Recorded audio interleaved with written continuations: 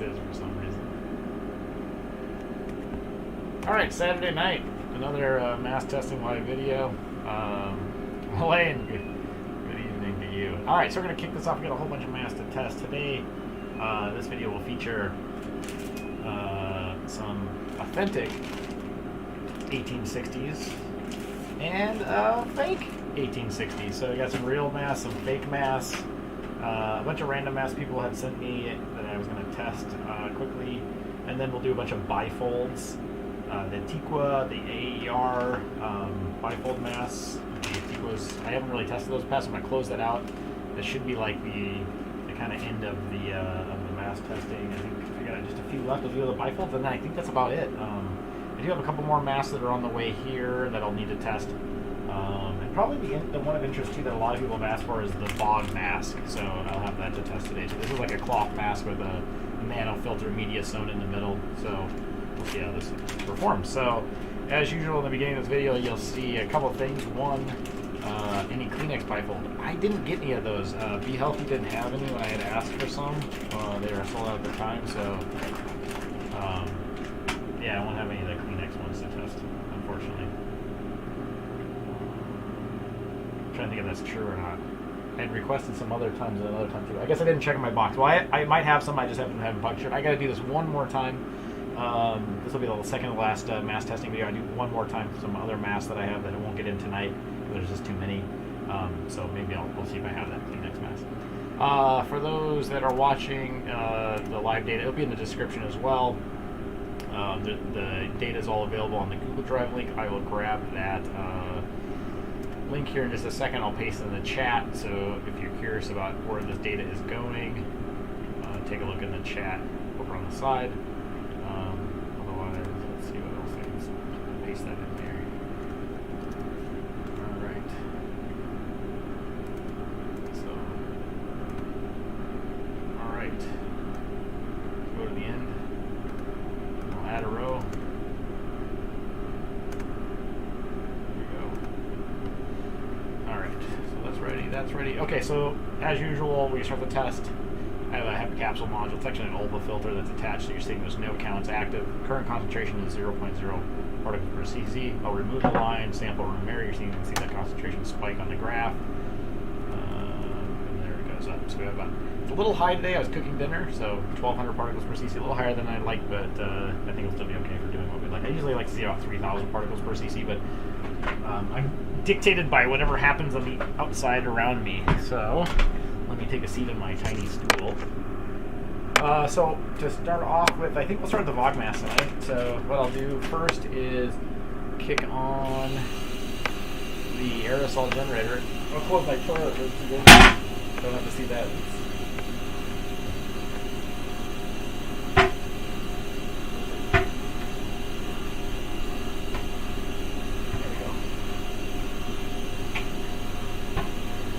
Alright, there we go. It's fixed now.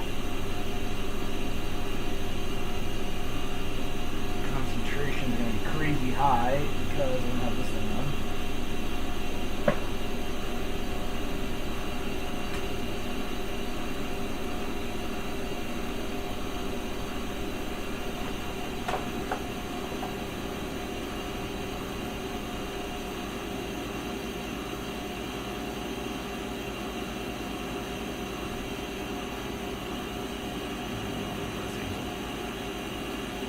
Alright, we got the concentration to stabilize here for a second.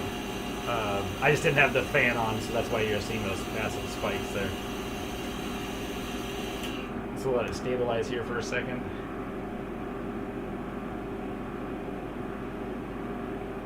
Let's see. It's about 30,000 particles per cc. So while I wait for that to stabilize, Marisa Collins says, "Hi, I'd love to hear about your communication with the folks running Mass Lab." There's a whole video. I interviewed Albert from Mass Labs. If you look on the YouTube channel, just there, you can take a look. There's a video kind of communicated with. I don't know if that's what you're kind of interested in, but.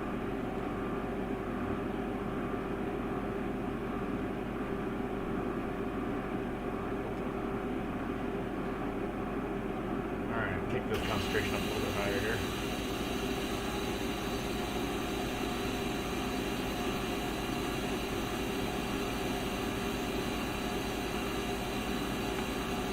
No problem, Marissa. It was there's a lot of videos in that channel. A lot of 45-minute long crazy videos, so I don't blame you.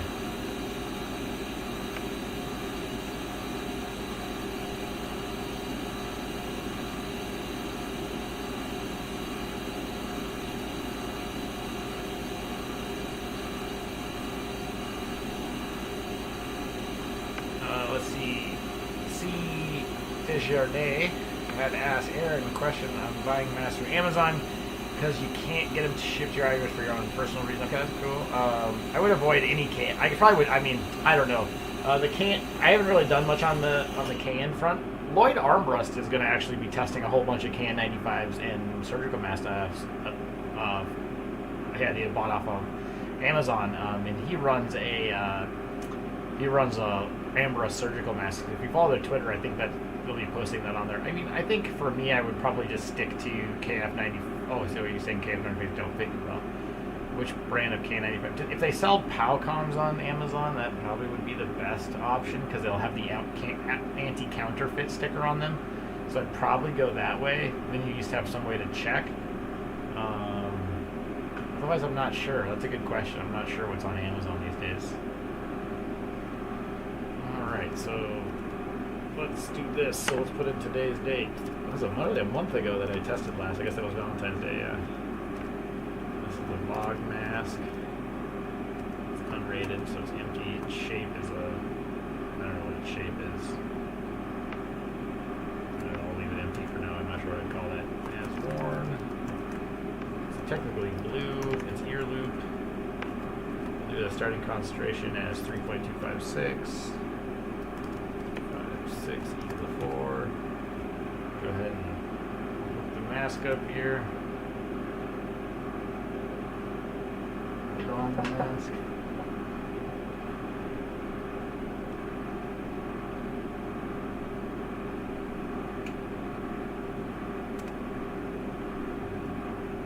Definitely a decent reduction in concentration, but not as much as I'd like. I'm gonna close the window and reopen it so that it's a little easier to see. Just wait 1 second here.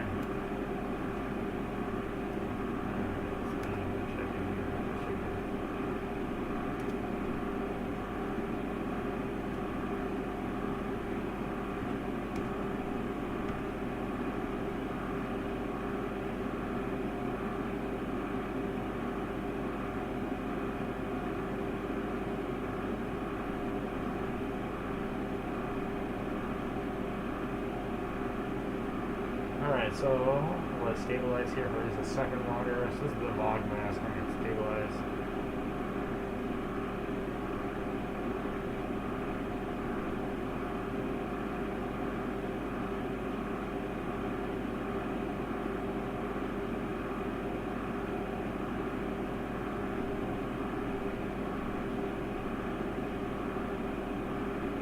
Alright, we're going to call it there at 1278. Oh, where did my... whoops, that was wrong. Did it not sync? Where did my data go? In the wrong folder? Is this locked? Sorry, I wonder if this is locked. I'm looking at the Google Drive. Some of these, my data just disappeared. I have to go to the work in progress. Okay, it didn't save it for some reason. That's strange. Alright, well... I guess we'll start it again. So I'll take the mask off and we'll take a measurement from the top. That's weird. I don't know what's going on here. It says like it doesn't... It's like it does, the data never got put in there. This might be locked. So that could be an issue. Maybe they won't be... Maybe they're supposed to put this in the work in progress folder. Let's see what happens here.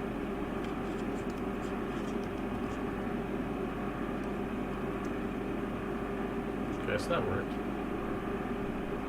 And then, Vlogmas. So, that's worn, blue, ear loop. Alright, try this one more time. Let's see. Oh, we wait for that to stabilize. Any questions? Let's see. What do you think about Biden's announcement aiming for a July 4th relative return to normal? I think we're getting ahead of ourselves with reopening plans. That makes me anxious, honestly. Yeah, I mean, I'm excited to have vaccines rolling out this fast. I mean, at the end of the day, the solution to this long term is vaccination, right? So I'm stoked that there's so much push for that. I also feel like, yes, the return to normal is going to leave a bunch of people who are not vaccinated, because it's going to take a while. I mean, I probably won't going to get vaccinated until probably June, realistically, right? I'm like the last group to get vaccinated. So yeah, that kind of sucks because I agree. I think there's a reasonable risk of another outbreak and variants and stuff like that. So I think putting all our eggs in that basket is kind of silly. I think we should be pushing good masks and doing that at the same time, right? So yeah, it's kind of fun. Thanks, Chris. Yeah, Chris, you might be right. I might have accidentally hit the delete button. Maybe that makes more sense because like that's so weird. I just typed that data in. All right, we'll kick it off here at 2908. 2908 into the 4. All right, now we'll don the mask here again.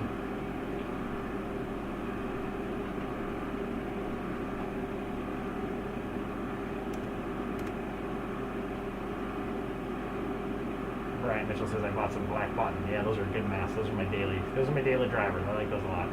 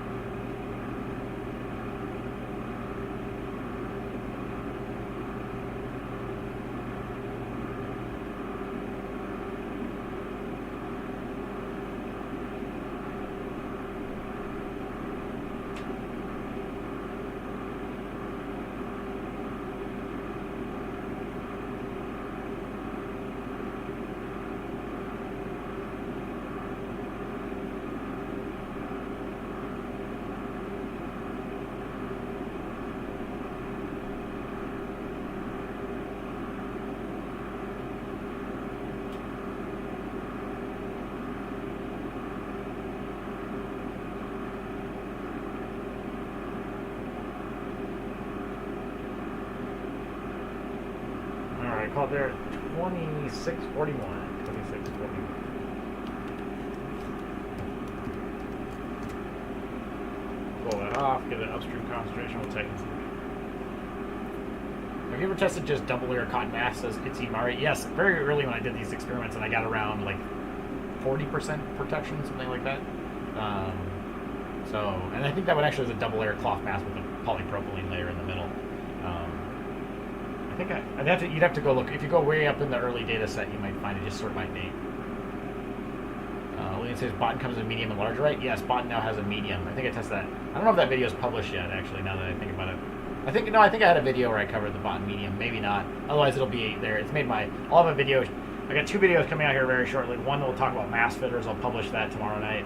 Sunday night we'll post. And then sometime this week I'll have another of my top mask picks for right now video.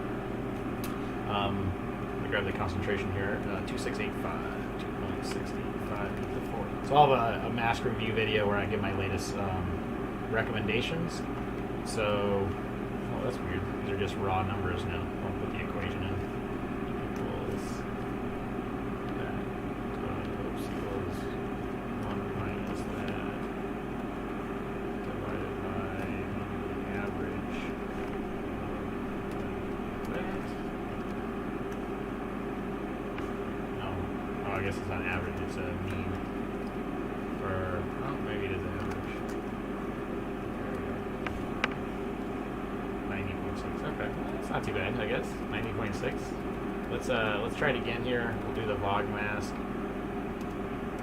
Let's insert on below. We'll copy all of this. Paste it in here. We'll do held face. And I'll hold the mask to my face to see how it performs. Grab the concentration here quickly. It's 2.539. 2.539 over 4. Alright, I'll go ahead and don the mask. This time I'm going to hold it against my face to see how it performs.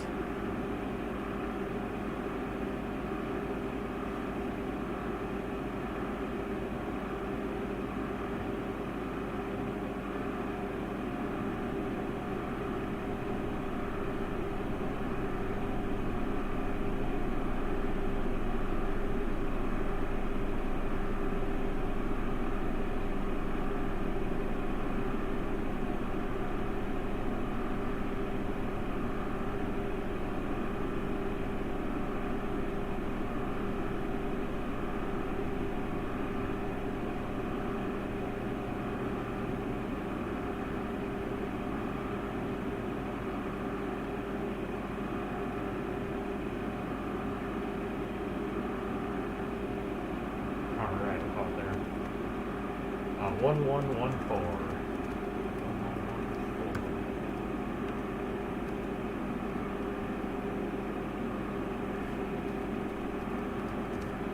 Pop it off here. So it seems like that mask is like pretty good actually if you can get a face seal, but not the face seal's a little tough. So it's, you know, bag masks are fine. I was never convinced. I wasn't really ever worried that bog masks weren't bad. My issue with bog masks was that they're $30, right? Like as Cat's Ladder said, Mass Lab is having a sale where all the white ones are $15 for $10 of them, which is a great deal on Mass Labs. I mean, it's only the white version. I get that, but they breathe so easy for $15. That's a good deal. But yeah, for $15 you could get 10 masks. You could get, well, for $30 you could have got 20 Mass Lab masks, or you can get one Vlog mask, which has been my argument. I was like, maybe they're good, but they're so expensive, you know. And then they say you can wash them and stuff like that, but until you see the data set, I don't believe it. 2.368 is the upstream concentration there. So 2.368. Oops. 8. Go ahead and drag that down. 95.5, so that's pretty good. They're protective. Expensive, but protective. Put it back in its case. Alright, let's do the next interesting mask. Let's do the United States Mask Company. United States Mask, yeah, let's do that one. I'll check the comments section and see if anyone has any questions. Elaine says that's FFP1. Yeah, that's a good question. I mean, I think with Mass Lab, they had stuff that was rated FFP1 that was actually FFP2 media in it because they didn't have the certification yet. And then they do have the older, what they call their version 1, which I'm guessing is what that is. So that's a good question, actually. I'm not sure. So maybe the white ones only, if they're only rated FFP1, then maybe not as good. I never tested the very first version. They call it version 1. Let's see. So this is I call these cone shaped. It's really a bifold, but we'll do as worn. It's white. Head loop. Headbands. How's their concentration? It's pretty low. Let's turn this back on for a second. Bring it back up to 30. So, the hot take on the United States masks, pretty good. I mean, the median is good. I can tell, but it's definitely like 2 layers of melt blown would be my guess, or it's really heavy GSM. GSM stands for grams per square meter. It's how you kind of characterize the thickness effectively of electrostatic or melt blown layers. The thing that they got going for them that other U.S. made, basically, you know, these are like KN95 shapes, but like other manufacturers, this nose wire is like super mega stiff.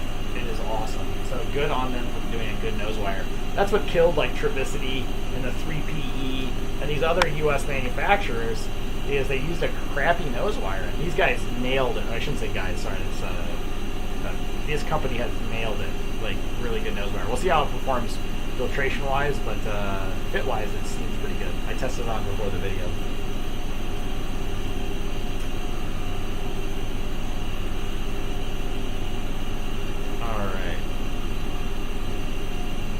Probably getting some background noise. My dryer or my washing machine is running.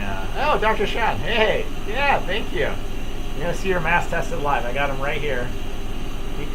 So Dr. Sean X here in the chat. He was the one that sent these to me. So yeah, I got the Zhongwan Wei.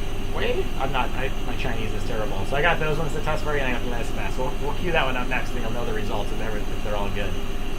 Thanks for having, and thanks for watching on a Saturday night, I guess. The weather is nice here. I'm surprised. I should be out. Well, it's not that warm outside anymore. Once the sun goes down, it gets cold. But it's been really nice. It was probably like in the sun. It felt like it was like 65 maybe, which in early March in Minnesota is very rare.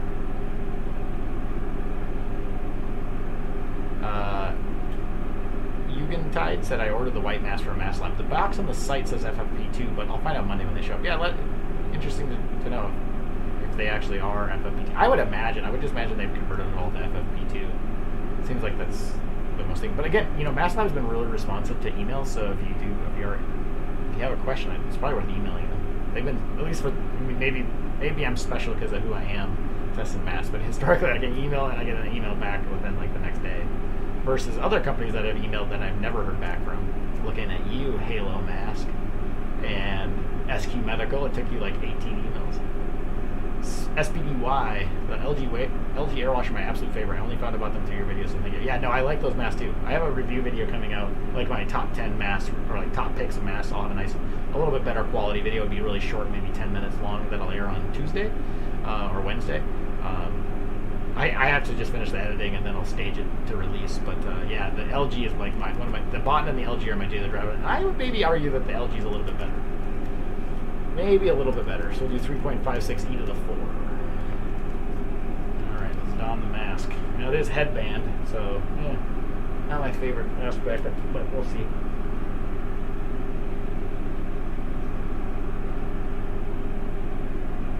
Hot, really high pressure drop.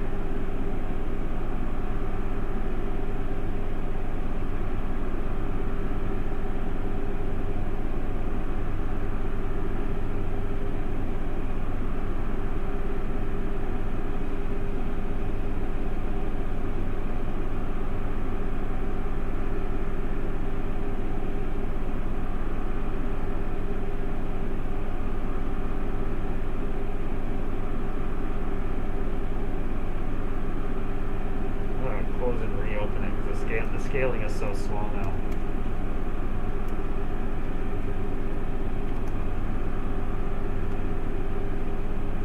Uh-oh. Invalid syntax. Oh, oops.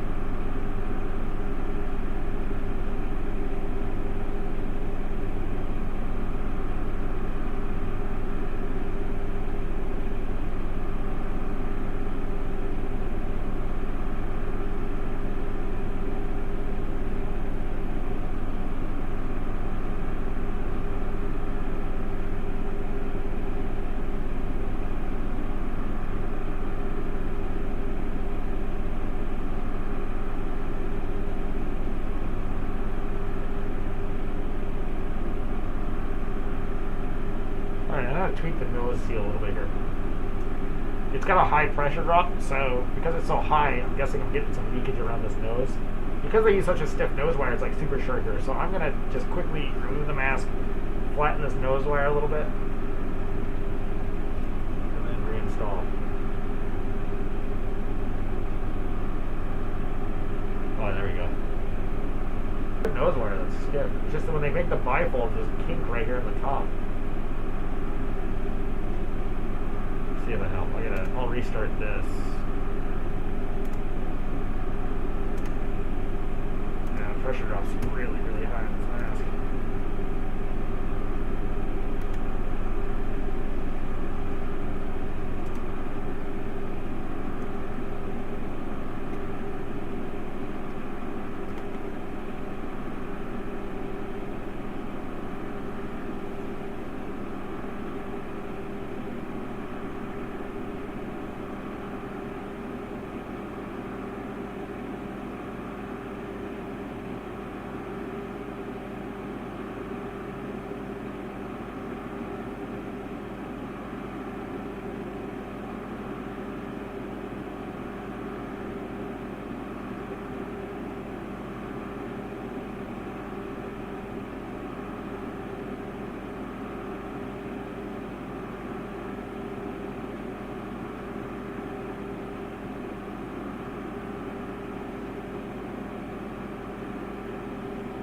Alright, I call it there at 381. So protected for sure.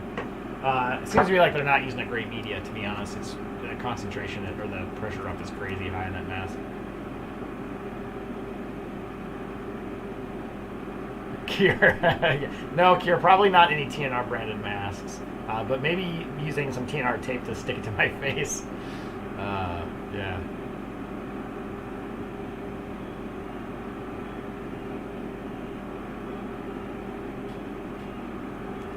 here's one of the guys I ride race bikes with. Fast guy, he's very fast, much faster than me, and a good guy. All right, I'll call it there at 307 e to the 4. 307 e to the 4. Let me jump over there. 307. Yeah, concentration's dropping fast. I must have a window open. Maybe someone in my house has a window open. A lot of bleed down pretty fast. So 98.9, so protective. Sean, if you're watching this, I would say that it's hard to breathe in that mask, though. Not my favorite. Protective, yes. Breathability, not great. Alright, so we'll pop that one off. We'll do the next mask. So this was also sent to me by Sean. He has an Instagram account. I don't know what it is. Plug it on there, Sean. Pretty good. See, he's a. No, I'm not sure how to pronounce it, because I actually had not heard that term until recently. Naturopath? It's kind of an interesting concept. And he can correct me if I'm wrong, but he has a YouTube account, or an Instagram account. I follow him now.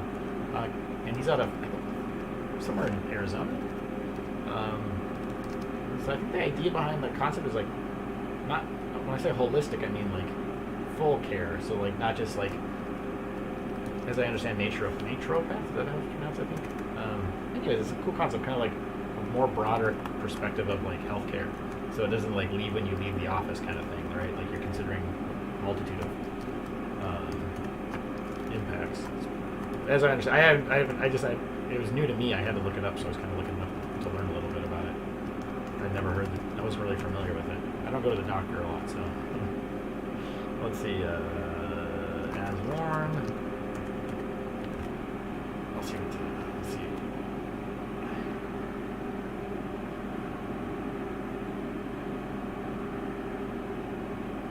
Alright, so yeah, so the next one up is the mask that Shauna sent me. They were donated to Yen. Is it naturopaths? Naturopath? So I'm not familiar with how to pronounce that. Anyways, yeah, so they're donated to that. He's in the chat. They're saying they're Naturopaths Without Borders. It's an organization he worked for. So we'll see if they're actually legit or not, because I think he's got workers out there wearing them. If I see some. Okay. All right, here we go.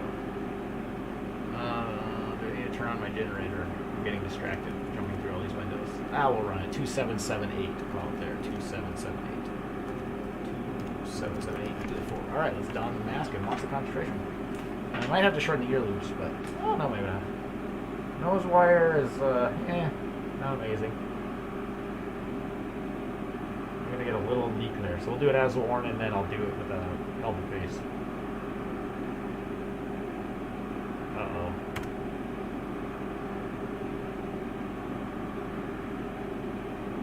It's leaking on me, so let me seal that.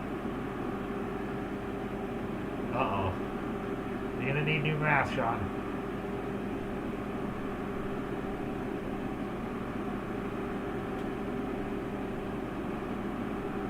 Well, we'll talk about what this means, but let me do it as worn, and then I'll do the nose pinch.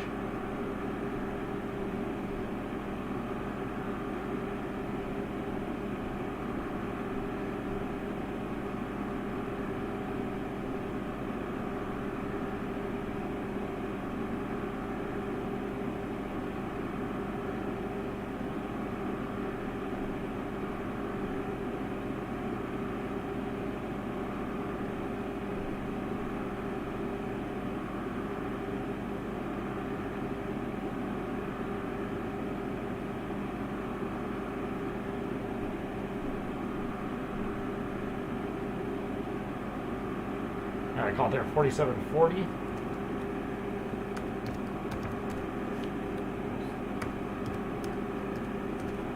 Pop it off. We'll test it again here with the nose pinch after I get the next data point. So let's talk a little bit about. I haven't tried these, but a few volunteers have 700 donated a month ago. I have a few hundred adhesive nose wires, so if the media guy can get the seal. Yeah, I think they're not that great a medium. But, so let's talk about what that means in terms of actual COVID aerosol. So my aerosol is pretty small, 60 nanometer, 64 nanometer salt particle. The nice thing is that COVID respiratory droplets are also salt particles consisting primarily of potassium chloride and sodium chloride from your mucus, as well as some like mucus material that stays there. So relative to a half micron, these are probably going to be okay, but certainly not amazing. So if you were thinking you were getting 99 type plus protection, you're probably not. The media typically at this range is going to be, we'll see what the numbers work out to be, but these are going to be like, probably about 85% effective. So you're probably in the mid 90s for half micron, which is still pretty good. I mean, that's why a lot of people get hung up with you need N95s. I really don't think you actually need an N95 in terms of its rating, because you're really talking about like the smallest respiratory droplets are a half micron. Most of them are going to be bigger. I think what I call the Goldilocks size, 2.5. Let me just take this data here real quick. 2.590. Goldilocks size. Oh yeah, 75% is not going to be good. So right there. So 82.3%. So, is it bad? I mean, so it's better than any surgical or cloth mask that you're going to get, but yeah, they're not amazing. How many do you need, Sean? You should send me an email with what you need mask-wise. Tell me how many you need and where you need them shipped to, and I'll help you out. I'll get you some masks if you need some more. All right, so we'll try it again. We'll pinch the nose wire this time, see if we can get it improved sealed. So that's as worn. Just repeat that data. Then I'll kick that. After this, we'll kick the aerosol generator back on, and so we're going to do nose pinch because I can feel it leaking past the nose wire.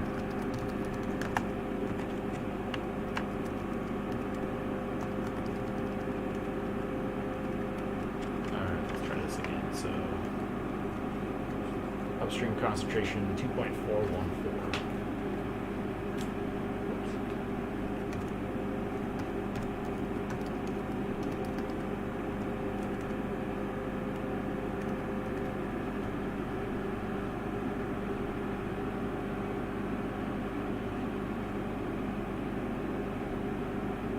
Oh, well, yeah, I mean, I don't have an issue with N95s per se. Like, I like N95s as well. I mean, they're good. I mean, some of them are very good. My argument is that you don't, like, N95 rated media relative to half micron particles, you're going to get, like, way beyond N95. And most N95s don't run at 95%. They're most of them at 99%. So we're really, they're really, really high performing, which is good, but I don't necessarily argue that the pressure drop associated with it. I think you'd be better off with, like, effectively, like, an N85 or N90 for 0.1 micron, then you would get like 95, but they'd be more breathable, which means less leakage. So it's just kind of a different perspective. All right, so I'm just kind of really pinching that nose wire.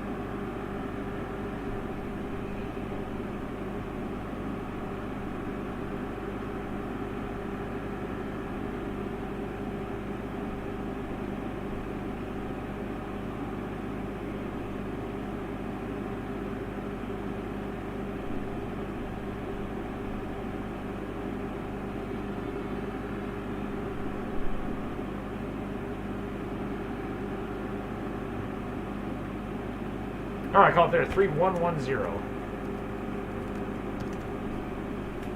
Pull the mask off, let it get a standard state. Anyone has any questions? Let's see. I ordered 50. The box says I got FFP. There's FFP on the Hong Kong site, $824 for shipping, and $675 for the tax. So $89 total for 50 masks. That's pretty cheap. Oh, FFP one on the Hong site. Yeah, I'm not sure.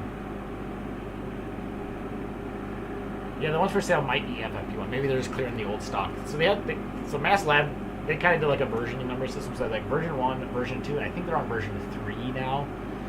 Version 3 is the extended nose wire. They have a slightly different internal material. It's like a little smoother and softer than their old, so it's less scratchy. That's version 3. So I'm wondering if the ones that are on sale are actually their old version 1 type. So it'll be interesting to see. All right. Let's see. Let this stabilize here. Looks like we're good. So we're gonna call it 2.284. I'm gonna turn the generator back on here. 2.284 equals 4. So with effectively most, an improved seal, I get up to 86.8. So it's definitely, they're not the best. They're not the best out there. And that's kind of the problem with cans, right? In general, just the quality is not always there. So interesting. All right, I also have so we'll do next up. Let's do fun mask next. Actually, let me do boring mask next, and then I'll do one more. So I got to do this one because someone had sent me a bunch of real 1860s and a counterfeit 1860, and they'd asked if I would test one of their KNs that they were wearing, and I said sure. So this is just going to be a random Amazon KN95. Let's see if it is real. Turn the generator on. I don't have the details about. Oops. Insert one below. This is random.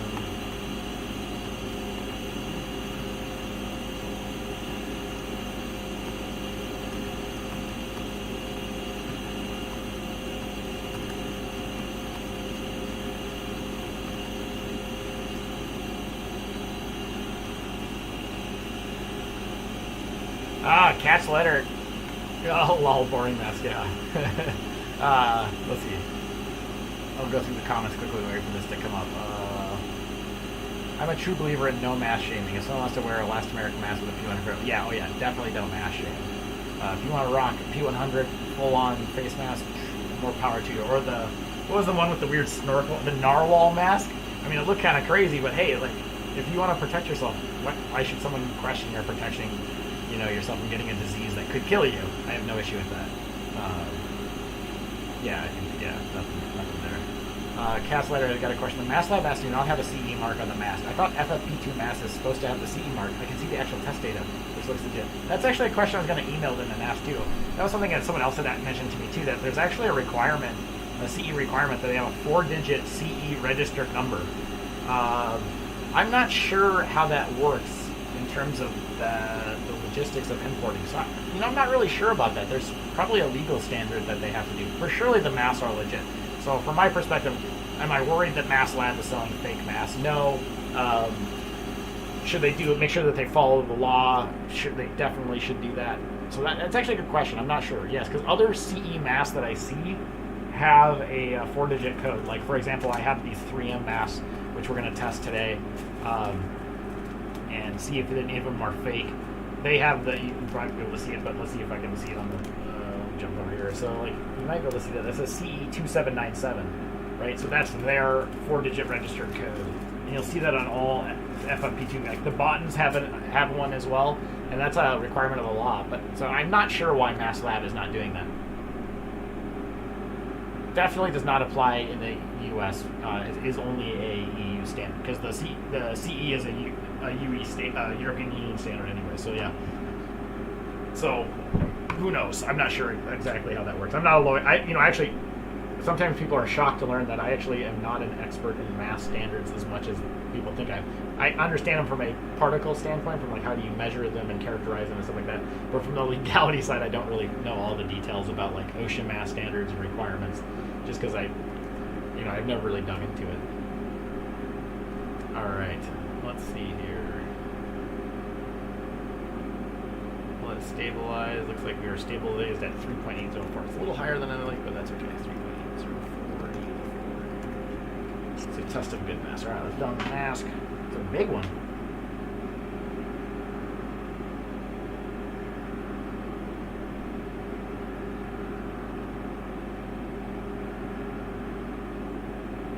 Not great. Let me shorten the ear loops up a little bit here. It feels a little sloppy on my ears, so let's shorten the ear loops, but I don't think this is performing very well. Kind of not surprising from our Amazon friends. There we go. Alright, got concentration plummeting.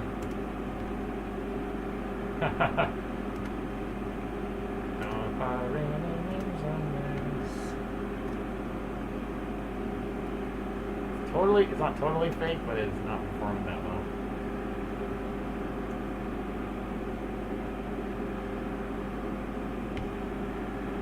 Make sure I get a good seal on it. I don't feel any leaks.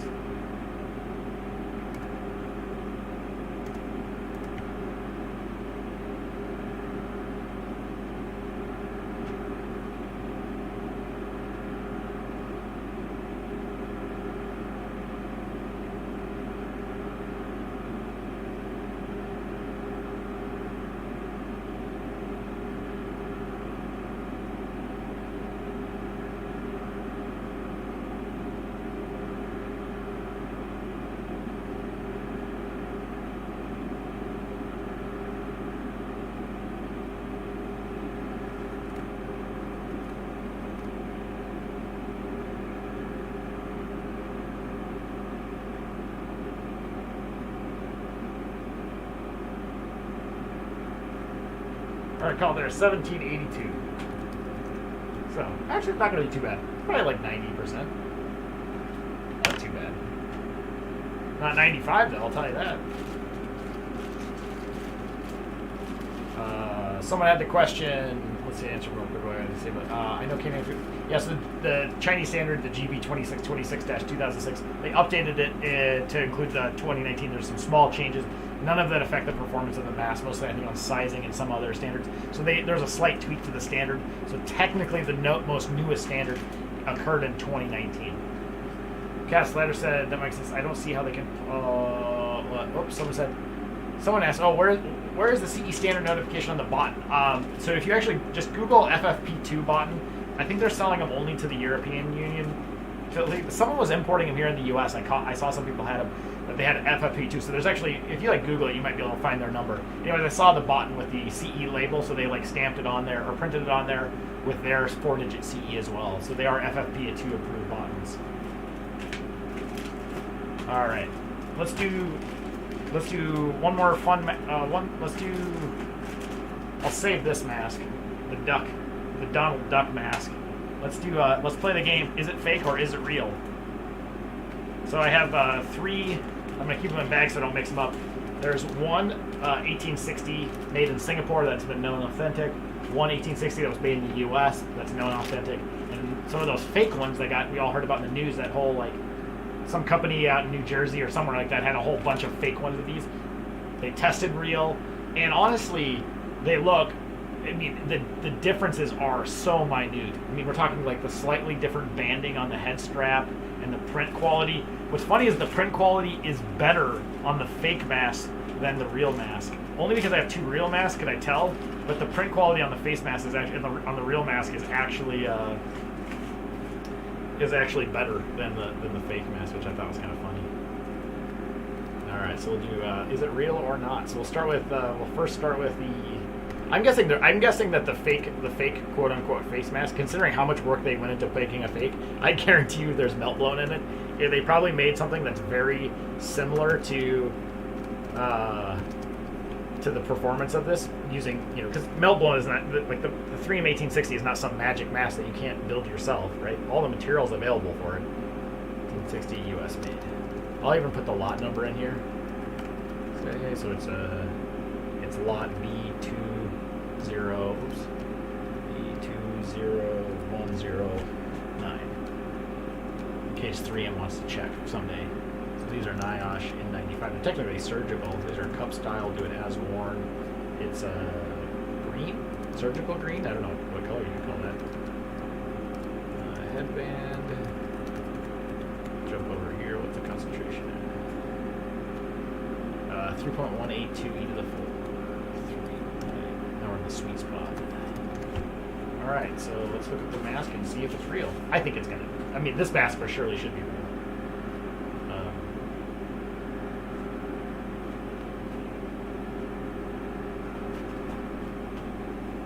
Tight headband. Smells like a 3M mask. They have a very distinct smell. Now that I've tried on so many masks, 3M definitely have a very distinct smell.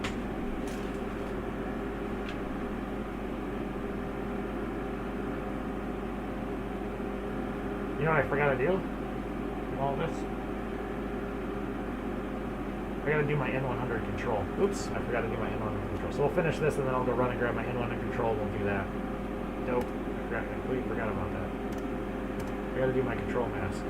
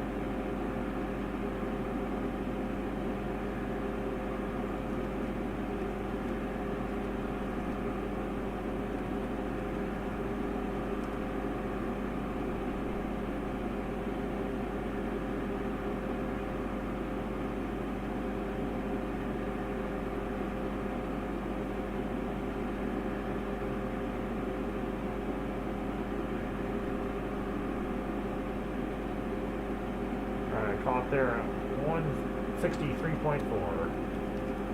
I'm gonna have to run for 1 second.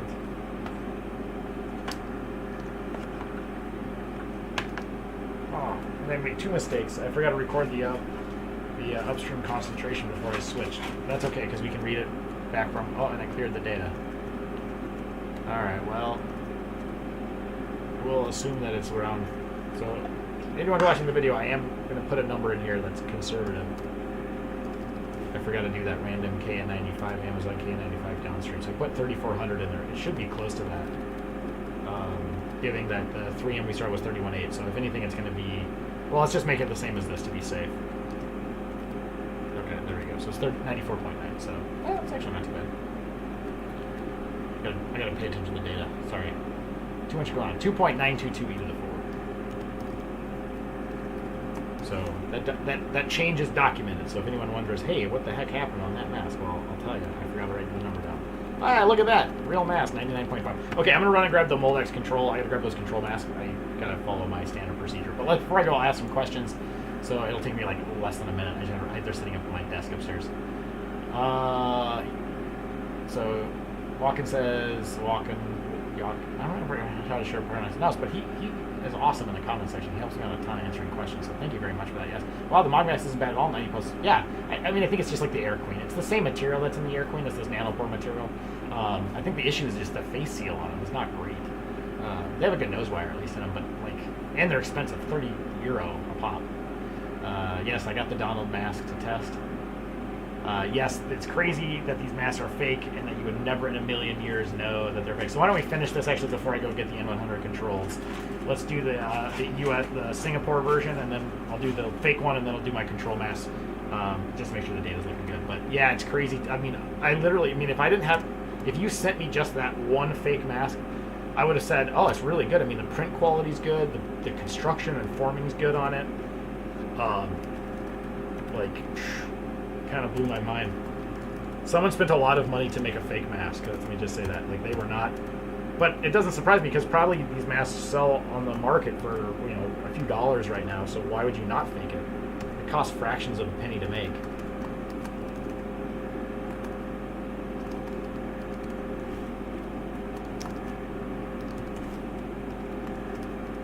Not really fractions of a penny. Sorry, I'm trying to do too many things at the same time. I mean, it costs like 20, 30 cents or something like that. But still, when you sell them for a few dollars, that's a huge market. So there's a lot of incentive to fake it. And everyone wants to do that.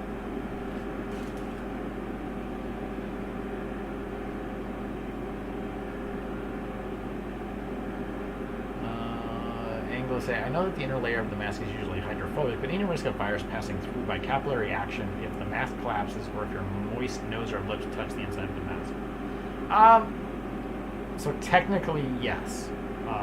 You could put the solution, you could put it all back in solution and all that stuff. But the reality is that the stuff is on the outside of most of the stuff is on the outside of the if you're using like a proper face mask with like a electrostatic melt blown, the particles are mostly on the outside of that material. And electrostatic melt blown is so tightly wound that water really can't penetrate into the fiber. So in theory, yes, it is possible if the particle deposited on the backside of the fiber and then you had some spit that's managed to get there, dilute some of that. But like the reality of the situation is like it's pretty unlikely to happen. It's one of the reasons I don't like mass collapse for a lot of reasons, but I guess you could add that to the list. But I think from a risk perspective, it's incredibly low. It would be interesting to test. That's a good question, actually. I'm not. I mean, I am personally not. I would not be concerned about it. The probability that you're going to be able to get that transmission method is probably pretty low. Plus, I think the reality is that to get this infection is, I don't think it's as simple as like getting virus and then touching your nose. I think it needs to go in your lungs and it needs to go into the back of your sinus. So simply having virus on the outside of your nose here, like, is not that risky, or in your, probably even in your mouth is probably not that risky. To get that infection, you need it in a place where you have AC2 receptors that can be infected, and you need that virus to get all the way into there. And I don't think it's going to migrate naturally through your nasal material, like diffusion to there. So what you need is a respiratory. My hypothesis. I am not an epidemiologist, so if I'm incorrect on this, someone correct me. But as I think I understand it, these respiratory issues are, you need to inhale that thing to get it back into the place where you can actually get infected, because you can't just like pick your nose or something and stick your finger all the way back in there. You just can't get it. And so I think ingesting it is not also probably that risky of a pathway. As I understand it, I could be wrong. I think it follows with the logic about fomite transmission and stuff like that. We don't see fomite as a big issue because I don't think it doesn't translate through fomite and hand-to-mouth type situations. It's a respiratory disease. You need to inhale it to get it happen.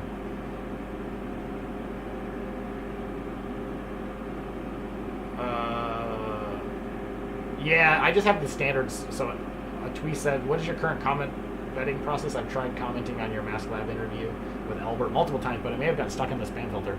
I haven't checked the spam filter in a little while. Let's see here while we're waiting. Let me do this mask and then repine me again, and I'll check to see what happens. I just use the standard YouTube spam filter because people keep.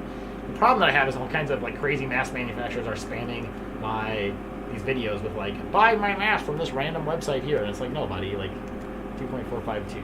Let's start there, 2.45. So I don't really want to 2.452. So I don't really want to support these random hawkers of random masks that are trying to advertise on the channel. Not that I don't really care. It's not about the money or somehow I'm trying to hold the market. I don't want to seem like I somehow support that. Holy crap, these are tight. Well, the Singapore one's a tighter band. I can tell you that. Ooh, noticeably tighter than the American version. I wonder if they tailor these for different regions of the world.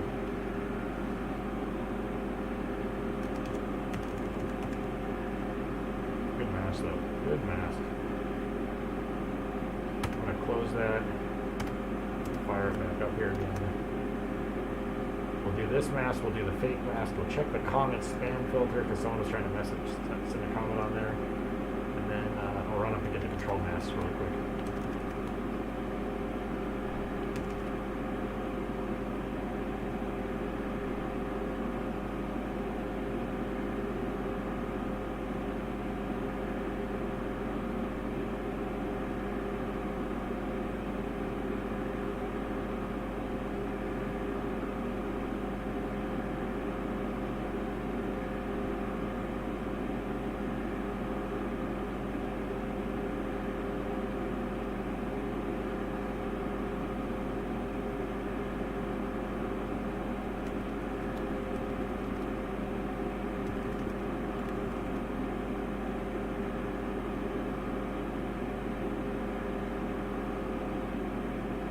Alright, call there at 133. Oops, so I typed 144. Let's try 133 there. Alright.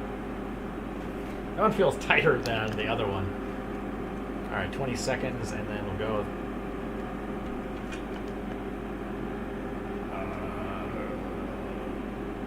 Well, we made walking ass. Any news on preview pressure? Yes, you'll see my new video. It'll post Sunday night. Tomorrow night, you'll have a new video, and it'll answer that specific question. In fact, the title of the video is Mask Fitters and a Discussion of Pressure Drop.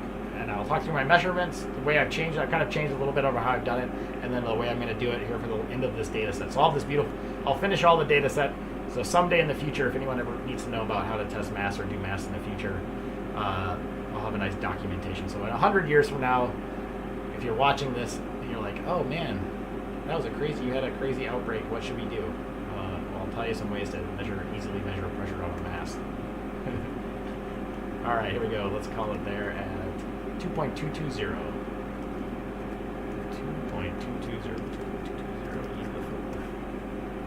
All right, so not surprising, another mask, 99.4. Wow. So they are legit for sure. Now, the $1 million question. Okay. The next one I'm going to test is a fake mask. And it is incredibly hard to tell. When I put you on the video for sure, like unless I don't even think, even with pictures, it might be hard to see the nuances of the difference in printing. The printing's better, the text is the correct, like the 3M masks, the actual legit ones, the aspect ratio of the text looks wrong, like it's skewed. But these ones, they like actually printed the text on the mask. I'll just see if I can show it up there, so I can tell the real one here.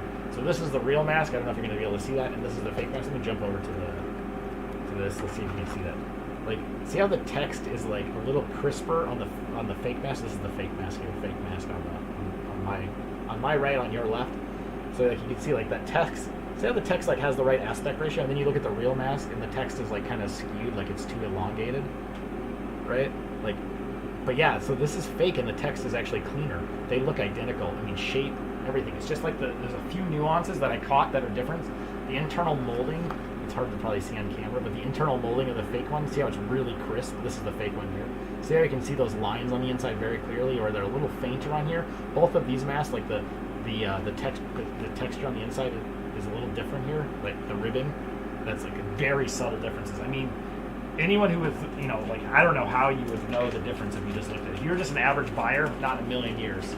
And I bet you there's real material in this, we'll test it, and I bet you they test good. I bet you that these masks have melt blown in them, and we'll see how they perform. So let's find out. All right. Let's get we'll just test her quickly here, and then we'll go. All right. So let's just put the data in quickly.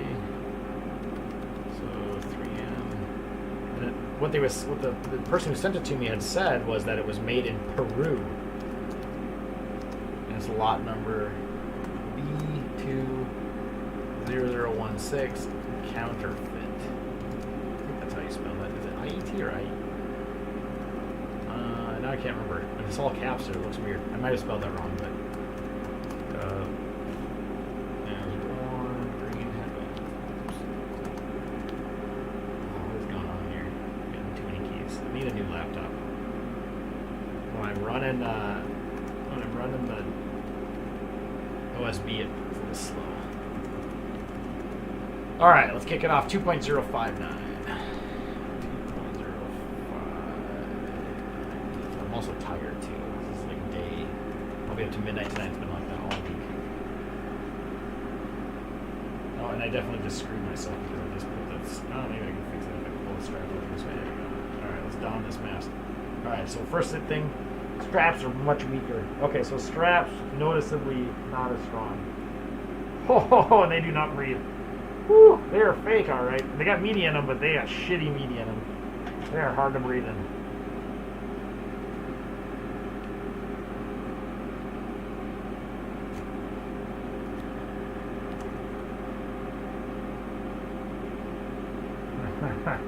It's fake.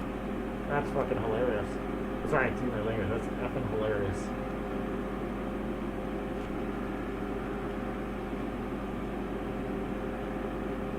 They're fake. That's crazy.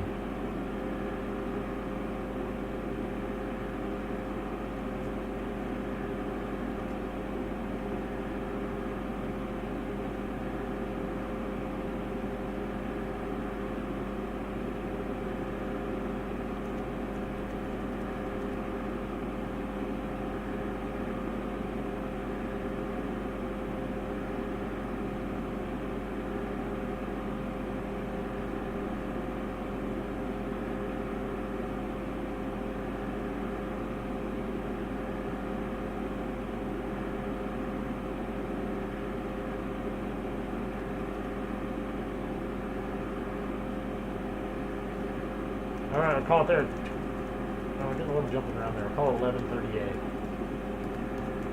So it's 10 times worse than a legit mask. That's funny. So they are fake for sure. Walking, yes, I gotta go run and grab my N100 control. I left that upstairs. I forgot to start. I usually always start with N100 control, 8020, or 8210, and then the Air Queen. And for some reason, my brain just slipped. I started getting all the live stream set up. And for some reason, I made a mistake because I didn't mean to actually go live at that point. And all of a sudden, it went live, and I was like, oh shit, I'm going live before I thought I was. But so I need to go grab my N100 control, the Air Queen, and the 8210. So I'll do those in a second. I just wanted to finish this last batch of the fake mask. And yeah, we found a fake. That's crazy. It is utterly crazy to me that someone would spend that much effort and fake. Just why don't you put real melt blown in there? It couldn't have cost you much more. Oh, they're 1970, 1.972 e to the 4. Wow, that is kind of blows my mind. 94.4. So they probably, I bet you that these masks probably would barely pass the N95 spec. Now, it's way higher pressure drop, I can tell you right now. The pressure drop in this mask, the straps are weak. That was the one I identified. The straps are much weaker, and the pressure drop is much higher. I can tell right away, like, damn, this thing's hard to breathe in. So they're using a shitty melt-blown material in there to do it. Okay, give me 1 minute. I will go grab the N100 controls, and we'll do the controls. So we're a little off base with what I normally do, but sorry. Be right back.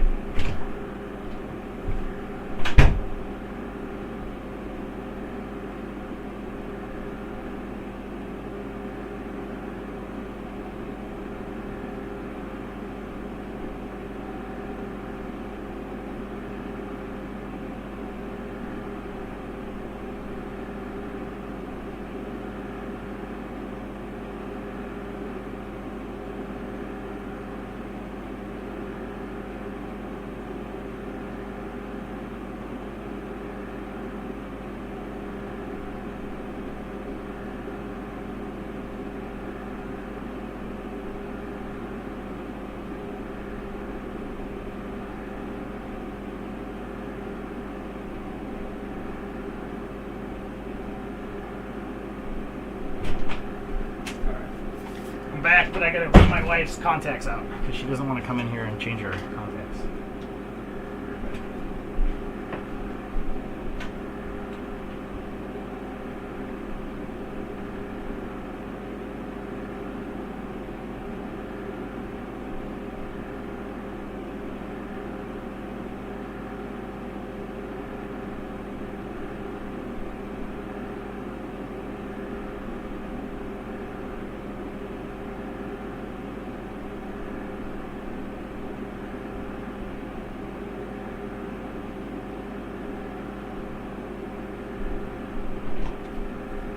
Alright, I'm back. Sorry. I forgot my contacts. I forgot my wife had my contacts in here. Alright, let's get back to the YouTube live stream. Let's see what he said. Oh, I didn't get a single comment while I was gone? Alright, we'll do the N100 control first this time.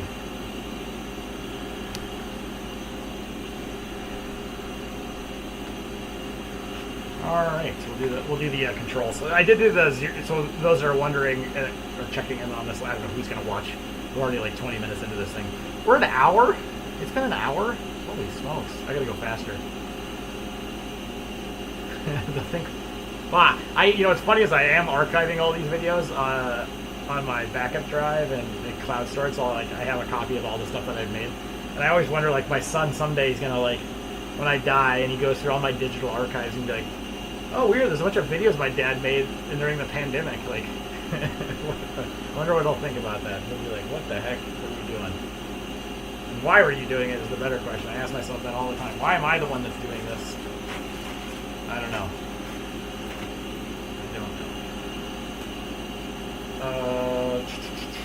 Yeah, I'm gonna probably turn down the comments a little. I probably won't be able to answer as many. I'm just gonna try to pound through this next batch in because I still have like 15, like 20 masks. So I need to just pound through them here tonight. Otherwise, I'll be up again to midnight again. I've been up to midnight like every night for the last, I don't know, 2 weeks or something like that. I'm tired. All right. Concentration is good. We're up at 30,000. We'll let it stabilize, and we'll do the N100. So if you have questions, now's the time to ask any questions you have. But when you hear that generator go on, that's the time to ask. I'll do them as much as I can. Oh yeah, you don't have to appreciate me. No, I mean, like Thank you. I don't know how to pronounce your username. Dejarnet? Anyways, thank you. But yeah, this is, for those that have, I see that the average watch time is 5 minutes and 54 seconds. So that's pretty impressive that people care that much. I'm shocked that even people would ever watch any of this. My phone is almost dead too. How's the Vlogmas? Not great. The Vlogmas does not breathe very easy. I was not impressed. Not terrible. It's probably like as hard as that N95 to breathe. I mean, relative to like a mass lab, no thanks. $30 for this? No, not a million. Oh yeah, Artswest. Yeah, well let me check that really quick. We gotta check the YouTube comment, see if he was in there. That just takes a second here. Gotta let this concentration stabilize anyway, so I'll just set the mask here for a moment. Let's see. Oh man, you're really testing the limits of my computer though.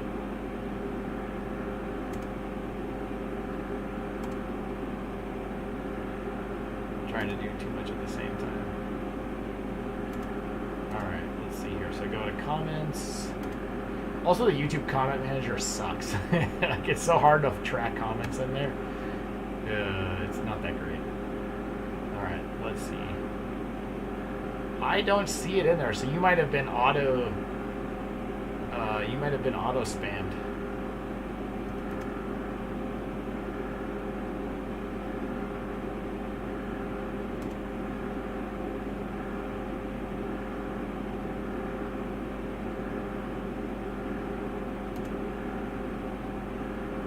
I don't see it in there. I only have 2 comments. One is 410. I need a boyfriend, adult only. Okay, yeah, that's definitely a spam comment. JT had asked. Oh, JT had a question.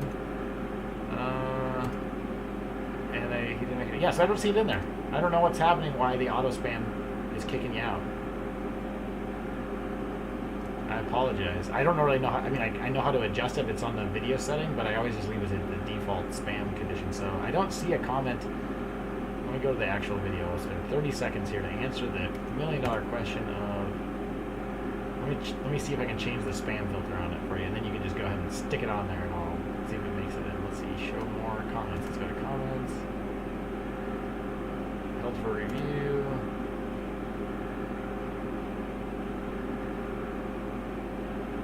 Yeah, I don't see any comments being held for review on the Mass Lab video, so I have no idea how to change that. Actually, now that I look at it, like how to do the to change the community settings, so I'll have to look at that. So I'm sorry. I'm not sure what's going on there. Alright, so sorry, Atweez. I'm not sure what's going on with that comment. Yeah, I'm sorry. I wish I could answer that question. I'll look at it a little bit more later tonight. When I gotta set the video up to release on Sunday night anyway, so. Long stock, sorry, I've been asked, but what mask will you wear if and when you're vaccinated? I'm gonna wear KF80s, and masks that don't have any melt blow in them at all, just polypropylene layers like the Illwool Hygienic or some of these other. I'm checking them out right now. I don't know if we'll ever publish videos on them because I don't think there's going to be enough interest in it, but that's what I'll probably be using because, yeah, and they still provide decent protection. I'll probably be wearing a mask forever, to be honest with you, like on planes and stuff. It's kind of nice being the first time not having ever been sick in a year in my life. It's kind of crazy. And I have a kid, which is like, you know, kids, like, they get you sick all the time. Alongside, let's see, VHF. I just got in the live stream. What kind of mask is the fake mask? So I tested a fake, what are they, 1860? 1860. It's a surgical N95. These blue ones like this. There was a fake one in there.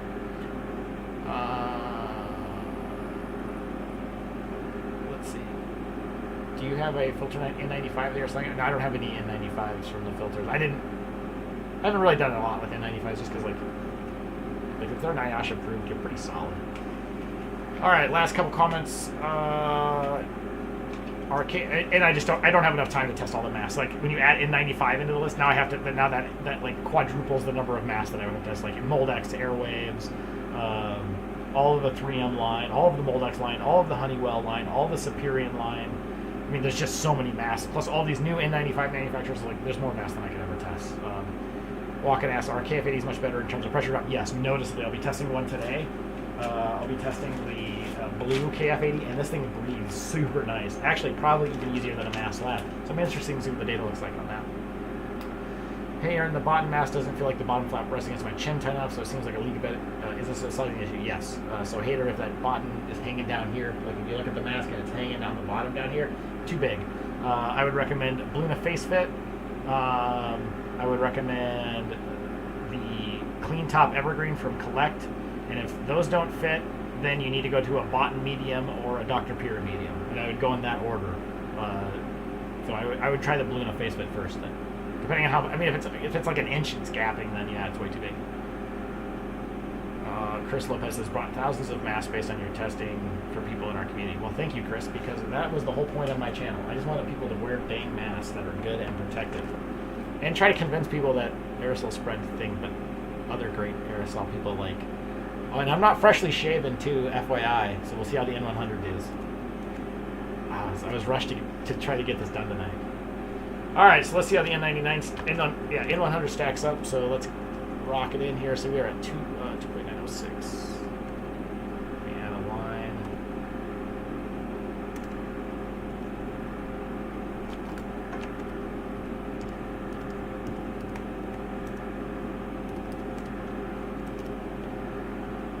What the heck? 2.906.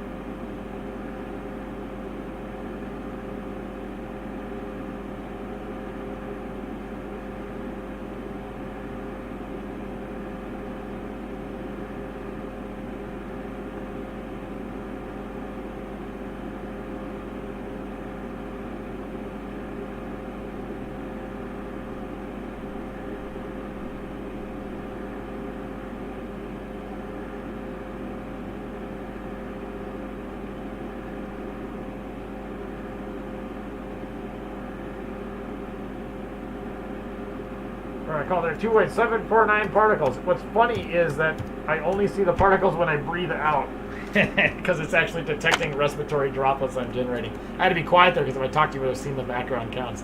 It's always, the N100 is always crazy. Yeah, so every time I breathed out, you see that graph was going up slowly.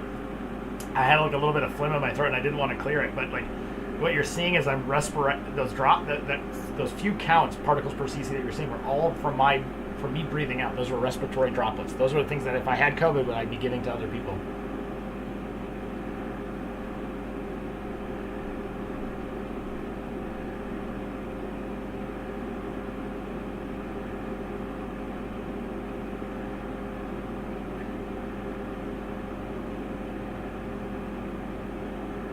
All right, I was just reading some comments there. Let me focus on the mass testing though. I gotta get this done. 2.536. So not surprising, the N100 got 100%. All right, let's pull this off. N100 did great. We add. Let's see if I can just add. Can I just add like? Let's just add like 10 rows. There we go. Let's just add 10 rows. There we go. All right. So N100 control, let's do our 8210, classic Classic N95. It's a good mask. I'll answer some quick questions, so let me see what is in there. For the record, would love to see some KF84 videos. Yeah, no, you know, so here's the deal. Here's the bad news. April 1st will be my last, which will be an April Fool's joke, but you'll have to watch the channel, see what I do. I'm going to stop testing masks. I got some other stuff I need to work on, and I just can't keep spending this much time testing masks. I've put off other projects that I can't put off any longer, so I need to get back to doing my normal life. I think I've tested enough masks to show where to get them from, so I'm going to eventually just kind of I'll have to take a step back. It's been a very busy last 6 months, so it is what it is. Let's see. Thanks for the recommendation. Hard time finding perfect fit. Generally, I find masks to be too small, so the bottom is really fast. If you normally find masks too small, the bottom's going to be huge, and the Alliance MD100 is also big. I'm glad that you found the nose wire not stiff. I also didn't find the MD100 nose wire very stiff, so that's good. That I wasn't sure what caused that. Richard Gordon asked, what is the latency between breathing out and seeing an increase in the particle count? For this test apparatus, it seems like it's about 3 seconds delay, because there's the tubing length adds some resonance time, and I also have a spit trap so that no moisture gets into the CPC, and that spit trap has quite a bit of volume, so it seems like it's about 3 seconds. Richard Gordon, that name sounds very familiar. Richard Gordon, are you the founder of, what's the name of that mask that I was just looking at? Oh, what's that? My brain is blanking on it. The Origami, I think is what it is. I wonder if you're the founder of that. Should I have a close shave before I... Yeah, you should be sharing. I am actually not super shaving today. I forgot to do that this morning. I was just trying to get this done today. 2.377. I've been super busy. I just need to get all this work done. So it will not be as... Normally I shave before it. I have my controls all properly set up today. Not the case. It was a nice day outside, so I was hanging out with my son, and I ran out of time. All right. Fire it back up.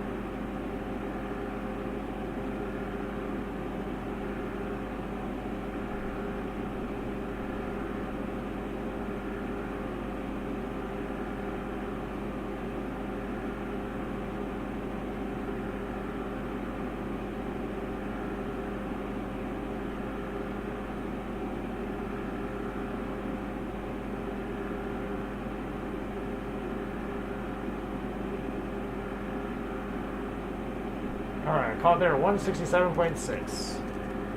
167.6. That's roughly the 20-second average. The data's not always perfect. But yeah, none of this data is super accurate within a quarter of a percent or something like that. Let's see. David Bloom says your efforts are appreciated. Yeah, no problem. How do you know the mask isn't lifting off your face?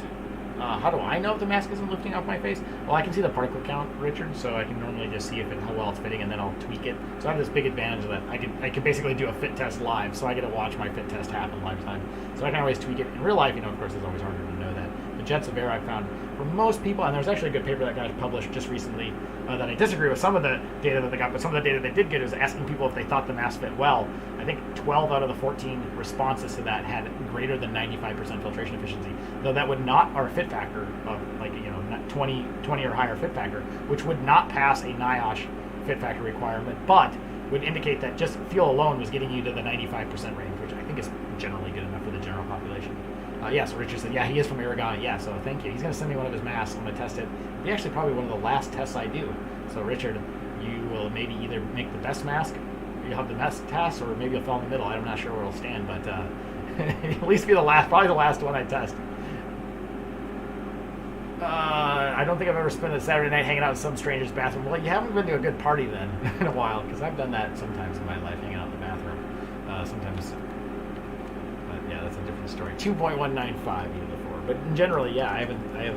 Hanging out and testing masks is definitely a nerdy thing to do. But this is what happens. This is what I do on Saturday nights. Okay, so 99.3, so that's very consistent for my control. We'll do the Air Queen. So the Air Queen typically comes in about 89%. Why 89%? Well, because it's one, an autorated mask, and two, they use a nanopore material, which is going to struggle with particles that I'm testing. So I'm testing 64 nanometer, count medium diameter, which means that it's all diffusion driven. So if you don't have electrostatic media in this range, you're going to struggle, which Air Queens are nanopore media, so they always kind of struggle.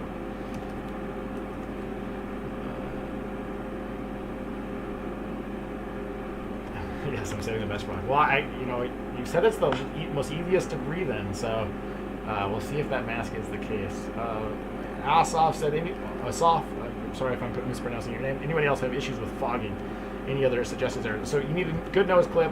Like I still, even in like, and I've done this before because I did a bunch of work stripping lead paint, so I was wearing an N100, and even with an N100, I got fogging because it's really just that the hot air rises up. So if you're getting a lot of fogging during breathe out, then pick a mask with a really good nose wire. The LG Air Washer has one of the best. Or if you get like an N95 or something with a really hardcore nose wire, 2.114 for that. So we'll don the mask here. Otherwise, people are saying fashion tape, not the medical tape, but fashion tape. Someone had a link to that. I saw it on Amazon. I can't remember the name of the type, but like fashion tape, and then you just put a little bit across the nose bridge, and that will seal it up really tight. So we'll see how this does.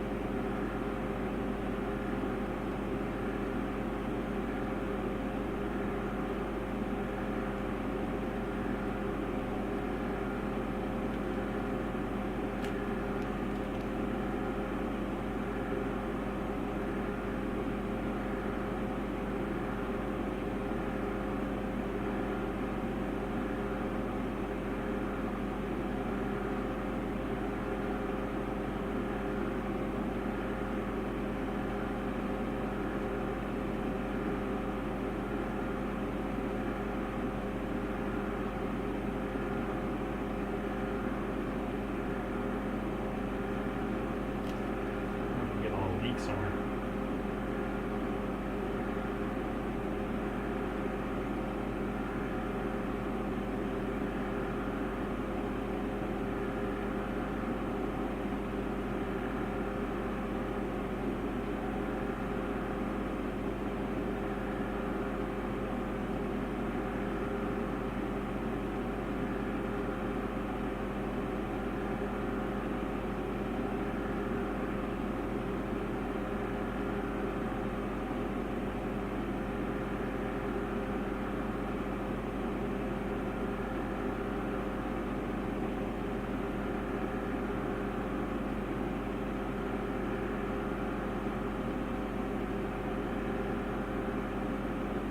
Call it 2468. Bounce around a lot, but that's typical of a mask that doesn't seal very well.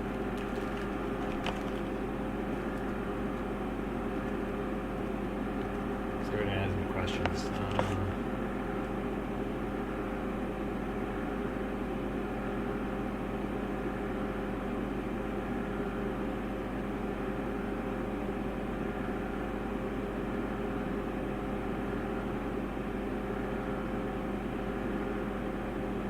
I see a bunch of comments, so let's answer them quickly here. Come on, YouTube. Let me scroll up. I can't scroll for some reason.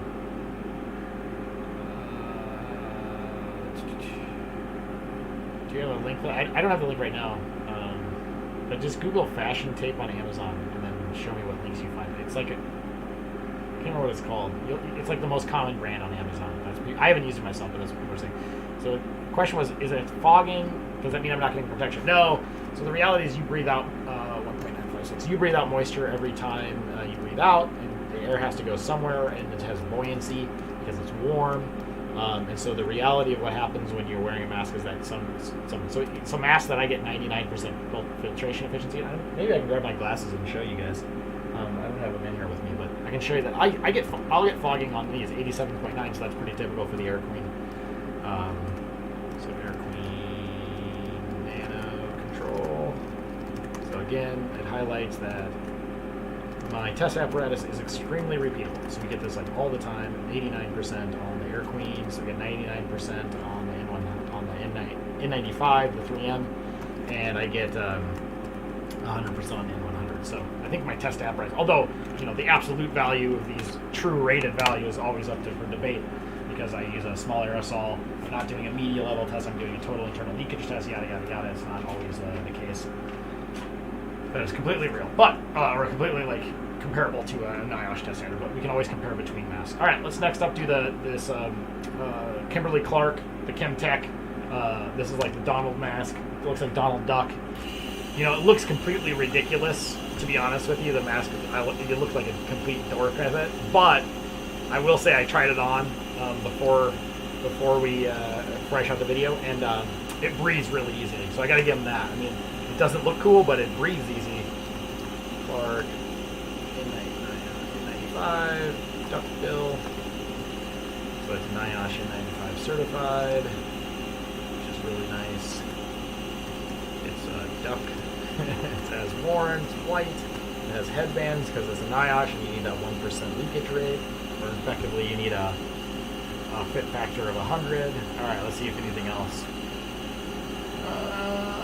Wow, you guys are throwing it. All right, so Osop hopefully found the fashion tape. Let's see. Aaron, I'm using the Powcom K95 mask that you recommend. Thanks so much for your recommendation. Oh, I'm glad you like those. Yeah, the Powcoms have a weak nose wire, though, so I wouldn't be surprised if the nose wire is related to that Osop. So fashion tape would help. Otherwise, try the Arun. If you like the KN95 style, the Arun works really well. Just go look at that sheet, the Google sheet, which I'll paste here. Oh, no, I can't paste it. I'll have to find it. Go to the top of the comments. You can find the Google sheet I'm working out of. Just go look for the Arun in there. Slide all the way to the right. You can find the supplier. Those have a great nose wire on them, as well as some other masks. If you like the KN style, I'm trying to think what else quickly off the top of my head. KN mask. Otherwise, the 3M 9502. But that's a headband. But the 3M 9502 plus either the NIOSH or KN style, money as well. You're in your bathroom. It wouldn't take that long. Just kidding. If I need to shave, yeah. Yeah, but I don't have much of a beard. You can see in the data, even with my Moldex N100, even though I have a little bit of scruff going on, it's not very much because I don't grow a very thick beard. It doesn't really impact it too much. It's if you have like a really solid heavy beard. Mine is very patchy to say the least. So many comments trying to get them all. Let's see, the Arun. Okay, yeah, so soft goes. Yeah, just go to the Google Drive link. You'll find it in there. The duckbill got sent to me by someone. I didn't purchase it. Dale sent it to me. He sent me also to SQ Medical, so thanks Dale for sending the mask. Is it more comfortable? The Arun is more comfortable than the Powcom?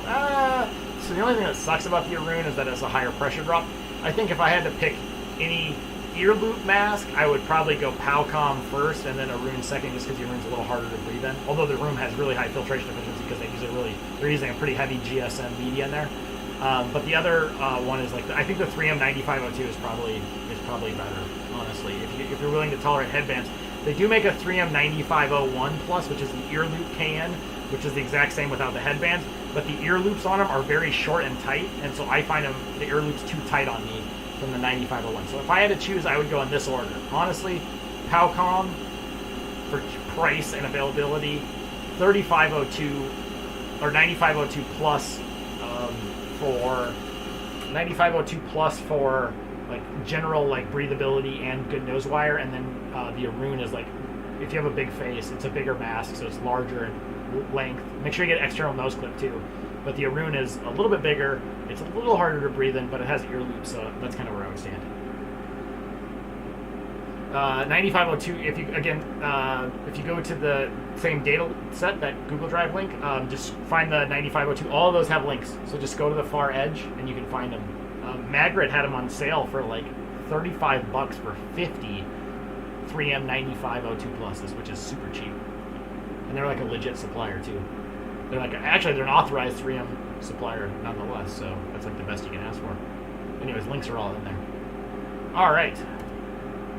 I went way too high. See, this is what happened. Like, right? This is why the videos take so long. I think we're like at 2 hours now, or 1 hour 30. Okay. It's all right. Oh, so if you like headband, the hater, I would definitely say if you like headbands, 3502 or 9502. Sorry, 9502 plus. Very nice. All right, we'll let this concentration stabilize here. It's a little higher than I like. I don't really like to go over 30,000. I really don't even want to go over 12,000 particles per cc with this thing, but the background counts in the room is a little high today.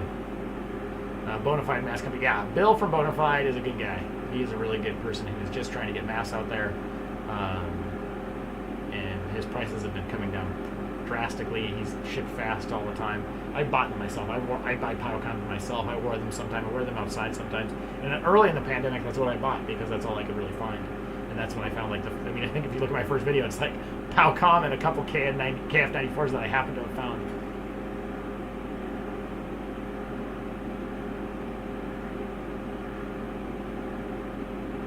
All right, concentration stabilized. Let's try it out. We're a little high, but it's been documented in this video. 4.230. All right, so let's don the Donald Duck mask. Oh, shit, I'm tearing. Gotta be a little gentle with it. These things are like pretty dang flimsy though. But they are super easy to breathe in. I gotta, you know, let's see how the media looks. A lot of volume in it though. I'm getting a little leak over here. I can't get it to seal.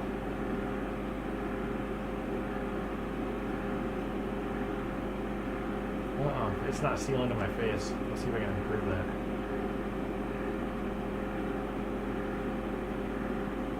Or it's the media, one of the two.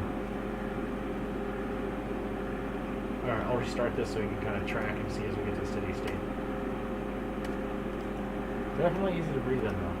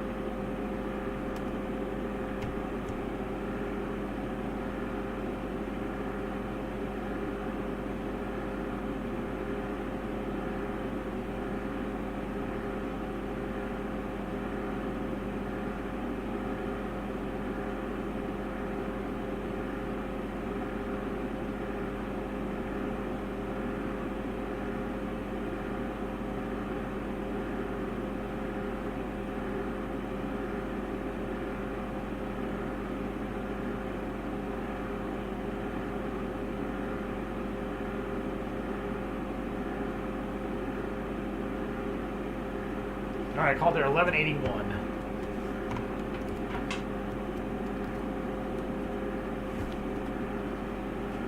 Kind of a funky little mask, but they do breathe really easy. I think the internal volume's really high though, so you're gonna get like a ton of CO2. I don't think that would pass an FFP2 test actually, now that I think about it. Someone had asked, let's see. Do you need to wear a Powcom when you're outside taking a walk at low risk? No, you don't need to. I mean, you can just wear a cloth mask outside. Maintain 6 feet outside. I think based on the, I mean, from an aerosol perspective, like if you're 6 feet outside, you're basically perfectly safe with no mask. I still wear a mask outside to remind people that there's a goddamn pandemic, so keep your distance, please. But in general, I also like Powcoms to tuck in my pocket for a walk where I need to talk with someone. I'm gonna stop and talk with someone, or maybe I need to pop into the store real quick or something. Walking up to the post office or something. I like the Powcoms because they fold in half and you can just drop them in your pocket. Bonafide's legit. Yeah, people were buying. I think the Office. So just so people are aware, the Office Depot ones were also legit. What happened? I'm guessing someone was buying. So as I understand it, and I could be wrong, but as I understand it, Powcom sold a China version and a U.S. version of the mask. So Bill was buying the U.S. version, and he would also get his 97% of that, so that's not bad. Bill from Bonafide was getting the mask, the U.S. version, and he would get his name printed. He was getting his company name printed on there and stuff like that from him. But they have multiple lines because they remember that Powcom has a KN90 line as well. So they were getting slightly different. So there's some different manufacturing lines that ran at different times, and so Office Depot was buying U.S. China only masks and then somehow importing them back into the U.S. for some reason. Whereas Bill they had to set up a line for Bill just to import in the U.S. as I understand it. So okay, so we got a bunch of Auroras from 3M. We're going to test and see if they're all legit. Just curious, so we're going to start with this one. This is a U.S. made. The person who sent it to me had marked this one with a red star, so each one's a different lot. These are different purchasers, so I got to find out who they were from. But this is the red star one, the communist mask apparently. Not really, just a little joke there. All right, let's keep this on. Let's do this quickly. I'll check the comments in a second here. So 3/12/21. This is a 3M 90/25 plus. It's a NIOSH approved N95, non-surgical rated, but it's a boat shape. We'll do as worn. It's white. It's headband, and the concentration is low because I'm filtering the air because the mask is currently closed. Let's try this again here. No, my phone's gonna die here in a second. Someone's texting me. Sorry. My wife's texting me. Okay.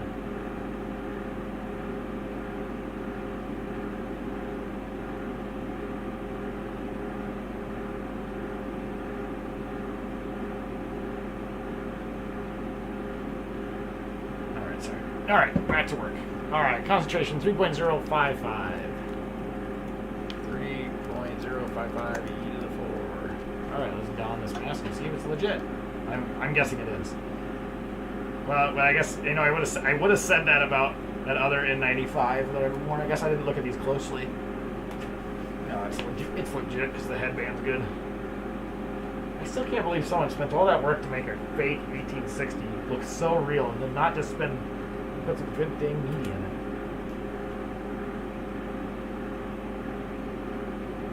Yeah, it's legit. It's legit.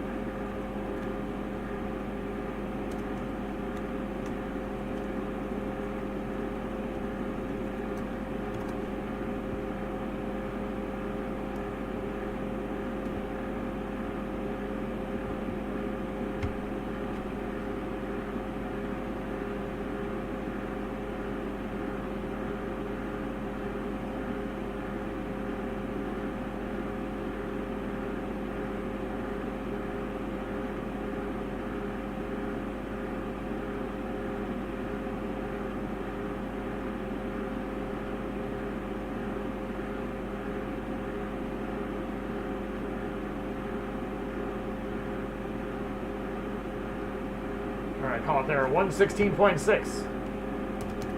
And just a reminder, you always see everyone say that N95s are the gold standard, and I will tell you over and over again, they are not. 3M is the gold standard. There's lots of N95 masks out there. No offense, Richard, if you're still watching, I'm interested in trying the Ergomi, but in general, 3M just makes a damn good mask.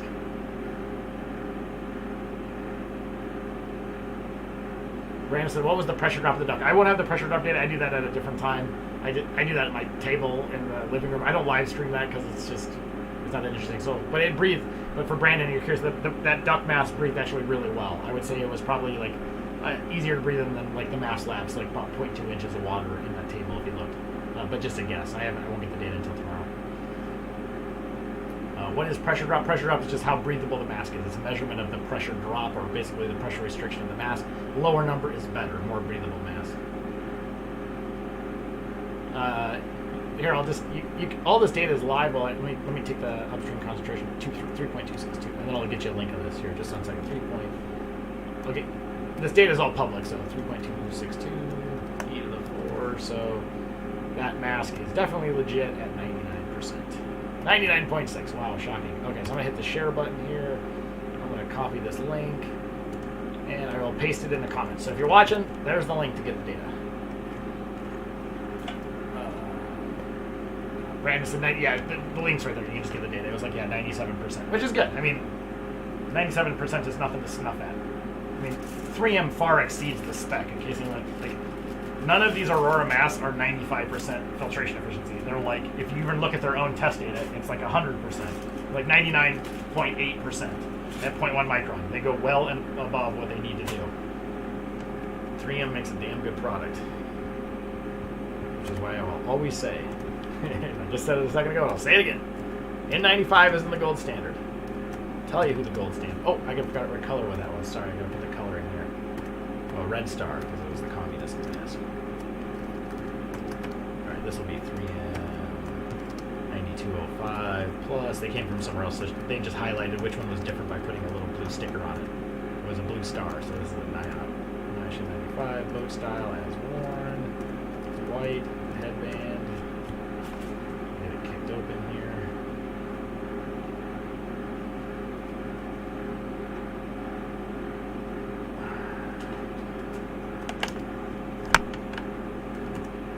Alright, let's see what the YouTube comments said now. Oh man, so many comments. It's freaking awesome.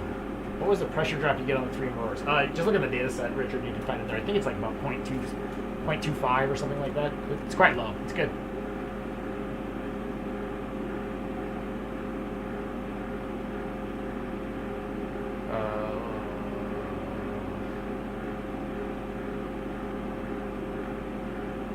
Esophageal. If you go look in the Google Drive link, find the mask you're interested in, slide all the way to the right. There are some links to the N95s. 9205 and 1870. I had one of them I got from well before. One of them someone had sent to me, my cousin actually. But there's a link there. So well before I was stalking him for a while. Richard says, "I'll let you decide if the ergonomic." Well, I'll just test it. I mean, I think we'll see how it works, right? I hold no affiliation to anyone. I'm excited to try it. I think it's a cool idea. So I hope it really is as good as you say it is. I'm excited to try it out. 2.766 4 for this mask. But yeah, I let the data speak. But I am excited. It's a cool design. And if you're using hydrocharged melt blown media, I'll be even more impressed. Because so far, and 3M uses hydrocharged too, in case anyone's wondering. I did some patent research. 3M actually got sued a company. So the very first company that made commercially available hydrocharged media was in like the mid-90s, 1995, 96. They had a patent on it. Or actually, it's a really interesting story. I gotta stop talking when I test this mask in about a half a second here. But there's an interesting story about how originally another company called TechnoWeb, I think it's TechnoWeb, out of the East Coast, actually invented the first hydrocharged media technique. And then they couldn't get the patent for it. Someone had said it was like non-trivial what they did. So they didn't get this patent for it, and they added like a fluorinated material to the outer layer of the melt blown to get it to hold the electrostatic charge a little better. Anyway, so this company got sued by 3M because 3M later got the same patent somehow, even though they did not get it approved by the patent board, but somehow 3M did the same thing, but did get a patent approved. Sued them, a bunch of lawsuit. Anyways, the other company actually won it. That they actually invented it first. Because what was interesting is that as that patent came, more information they dug into it, that TechnoWeb had actually sent 3M samples of their hydrocharged media with this fluorinated stuff on there, and then 3M suddenly had a patent for the same concept after having tested their media. That was kind of an interesting lawsuit. Anyway, so hydrocharged media goes a ways back. Use it. It's the best stuff out there.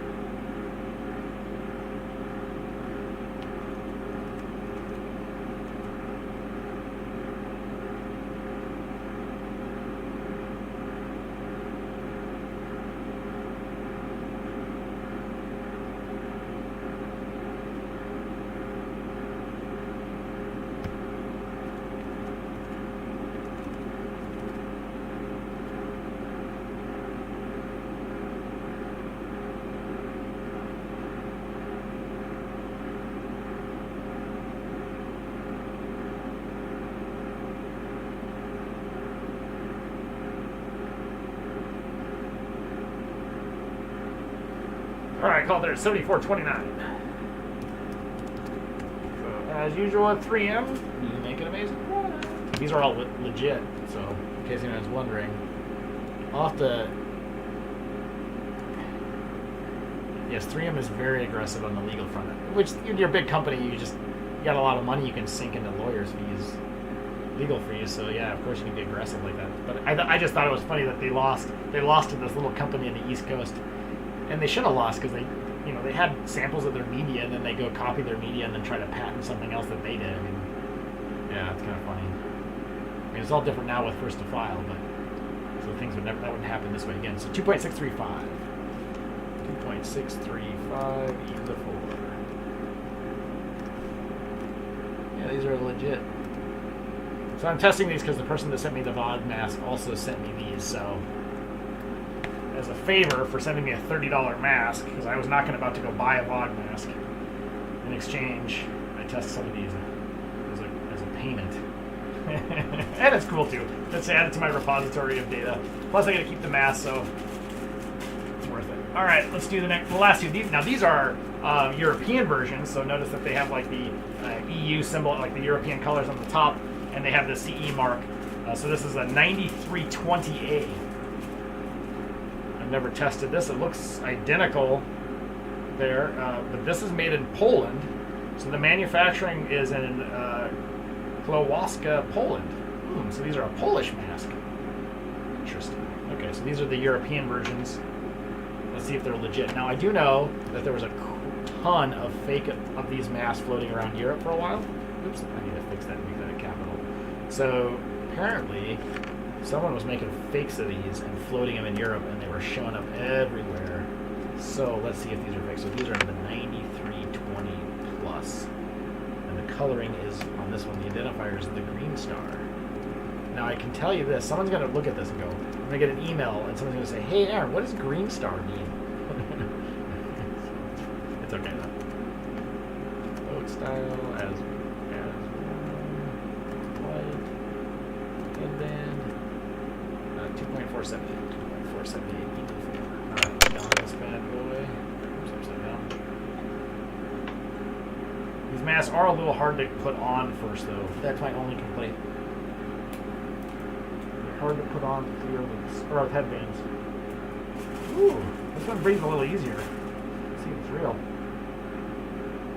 Nope, it smells the same. Because all these 3M masks have like a very distinctive smell when new.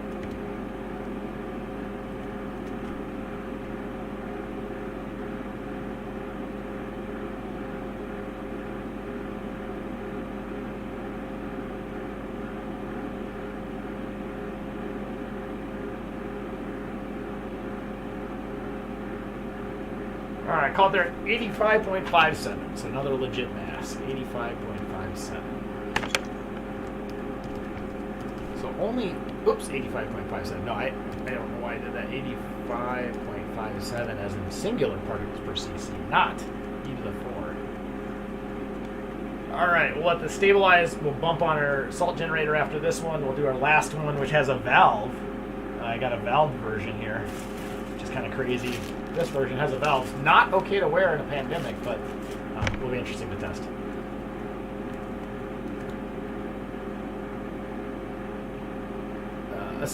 If you're saying every mask you've tried has given you a problem, try the Arun.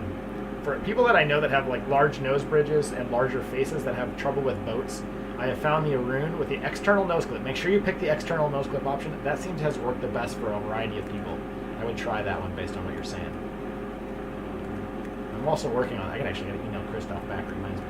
I'm actually working on I'm working with a computer science person. We're going to do some machine learning. We're going to generate a data set, have people measure their faces and tell us what masks fit the best. And then once we have that data set, we're going to make a predictive mask fitter little AI algorithm. So then you just measure your face, and then it would spit back with like the top mask that most likely fits you. 2.189. 2.189 e to the 4. So hopefully that will be happening pretty soon. I'm just bummed because like if I didn't have to work full time and have like a normal job and have a child, and my wife is lovely to let me do this sometimes, and it takes a lot of time, so she's been a saint about this. But in general, I just wish I had so much more time, because like all these cool projects would have been super valuable like 5 months ago. I just can't. It's hard to like test everything and then answer emails and do videos. Not that I'm complaining. It's not that big deal. I don't mind doing it. It just sucks because we were really working on this hard 5 months ago. We would have been so much better off. We would have led the world with how to keep coronavirus at bay while we wait for vaccines to come. We would have saved a bunch of lives. Bummer. It's a bummer. Oh well. Can't do anything about it now. So might as well just see what we can make better.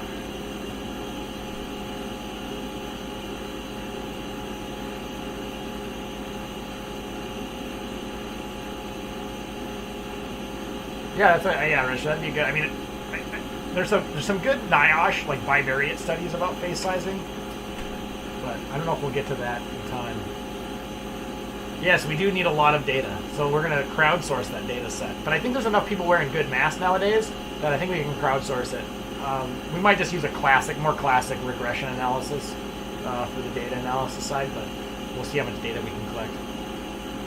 Richard has good, because the NIOSH bivariate data set is really helpful.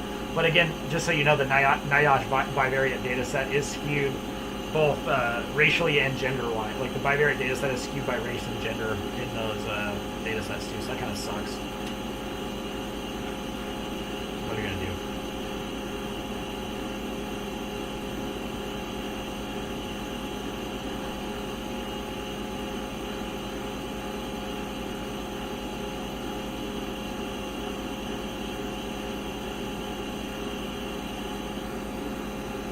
So bringing that concentration up, we're going to stop it once it hits 30,000. We'll try this last mask, which is, I guess I did put it in the database so I can stop being lazy. I've got to be a little bit more efficient here tonight, otherwise I'm going to get to it. It is a 3M 9332A. 3M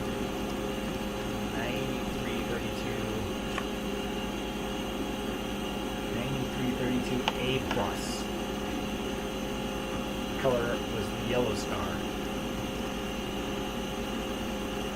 Oh, actually, I lied. That is the previous mask I tested, and I had to turn this generator off.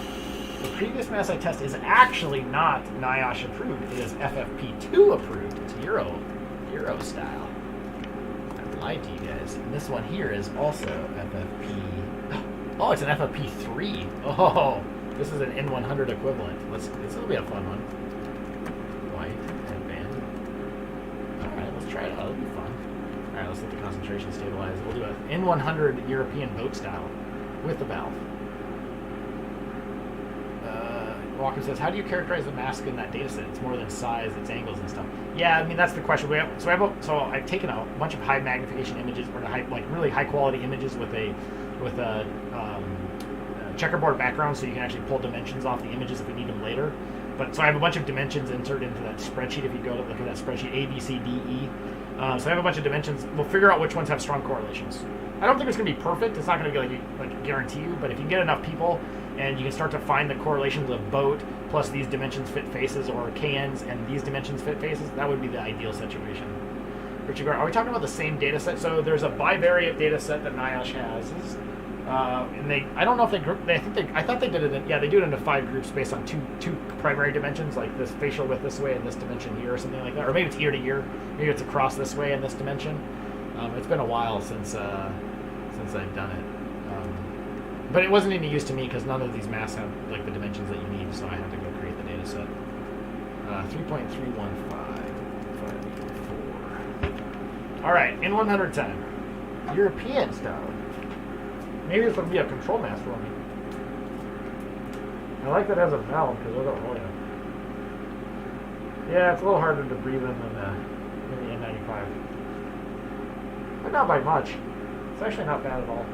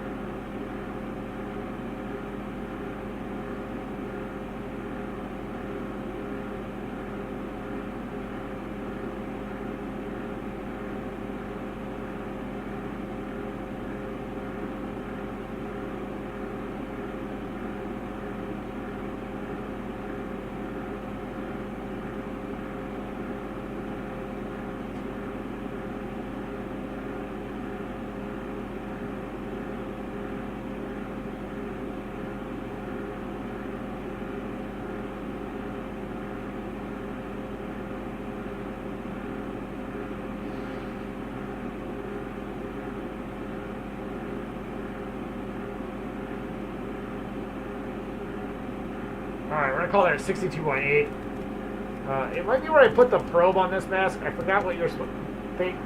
TSI recommends a specific probe location when you have the valve on them. So I might have had in the wrong space. I was actually seeing counts during exhale. So the counts would go low during inhalation, and then during exhale I was seeing a little spike. So I might have had some little bit of valve leakage there that we were picking up. So that's hard to say, but I mean, crime initly. I mean, that's some serious... Yeah, that's like... I mean, that's not as good as like the Moldex N100, but I mean, it's going to be like really, really high. It's going to be like 99.8 or something insane like that. And I guarantee you it's leakage. I mean, it's going to be dominated leakage. The Moldex fits a little better because of their design. But the Moldex is actually less comfortable. It fits really well for a period of time, but wearing that solid mask for that long is actually kind of uncomfortable.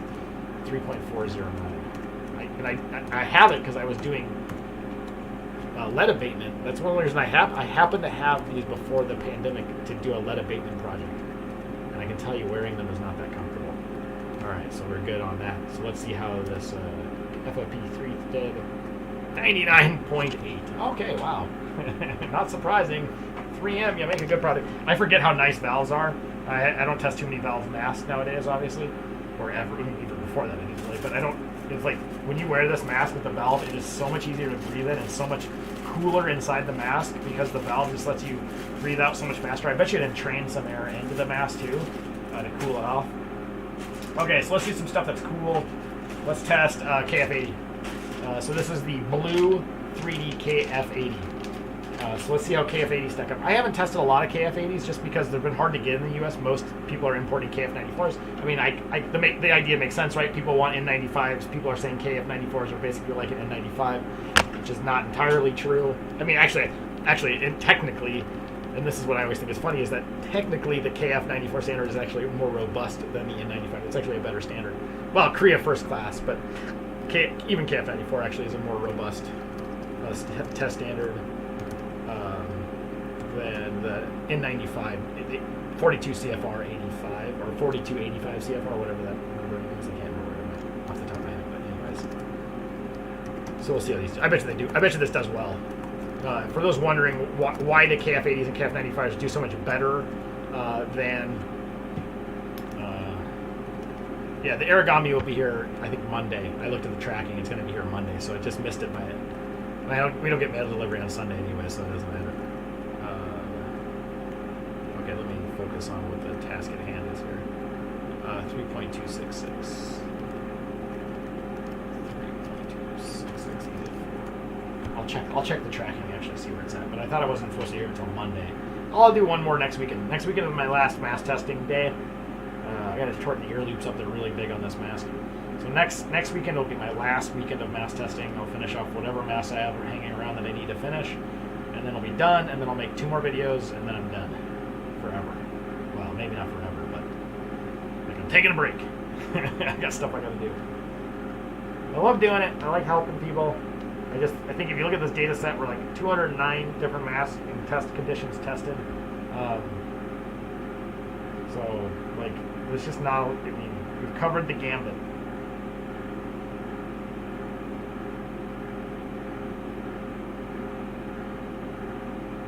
Just seeing the packages.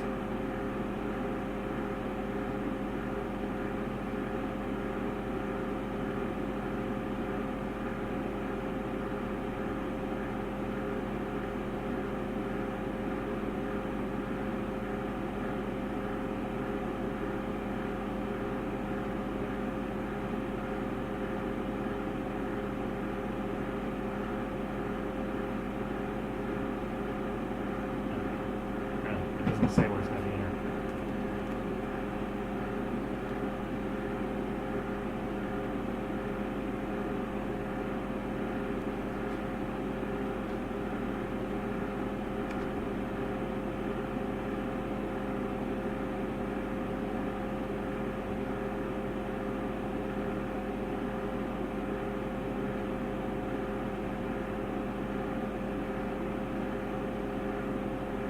Say this mask is super easy to breathe in. Really nice.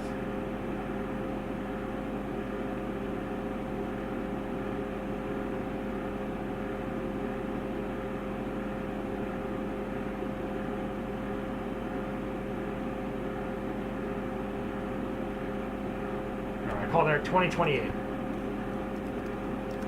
So it's gonna get like 95. So for those wondering, and probably not really actually, none of you probably actually wonder this, but like,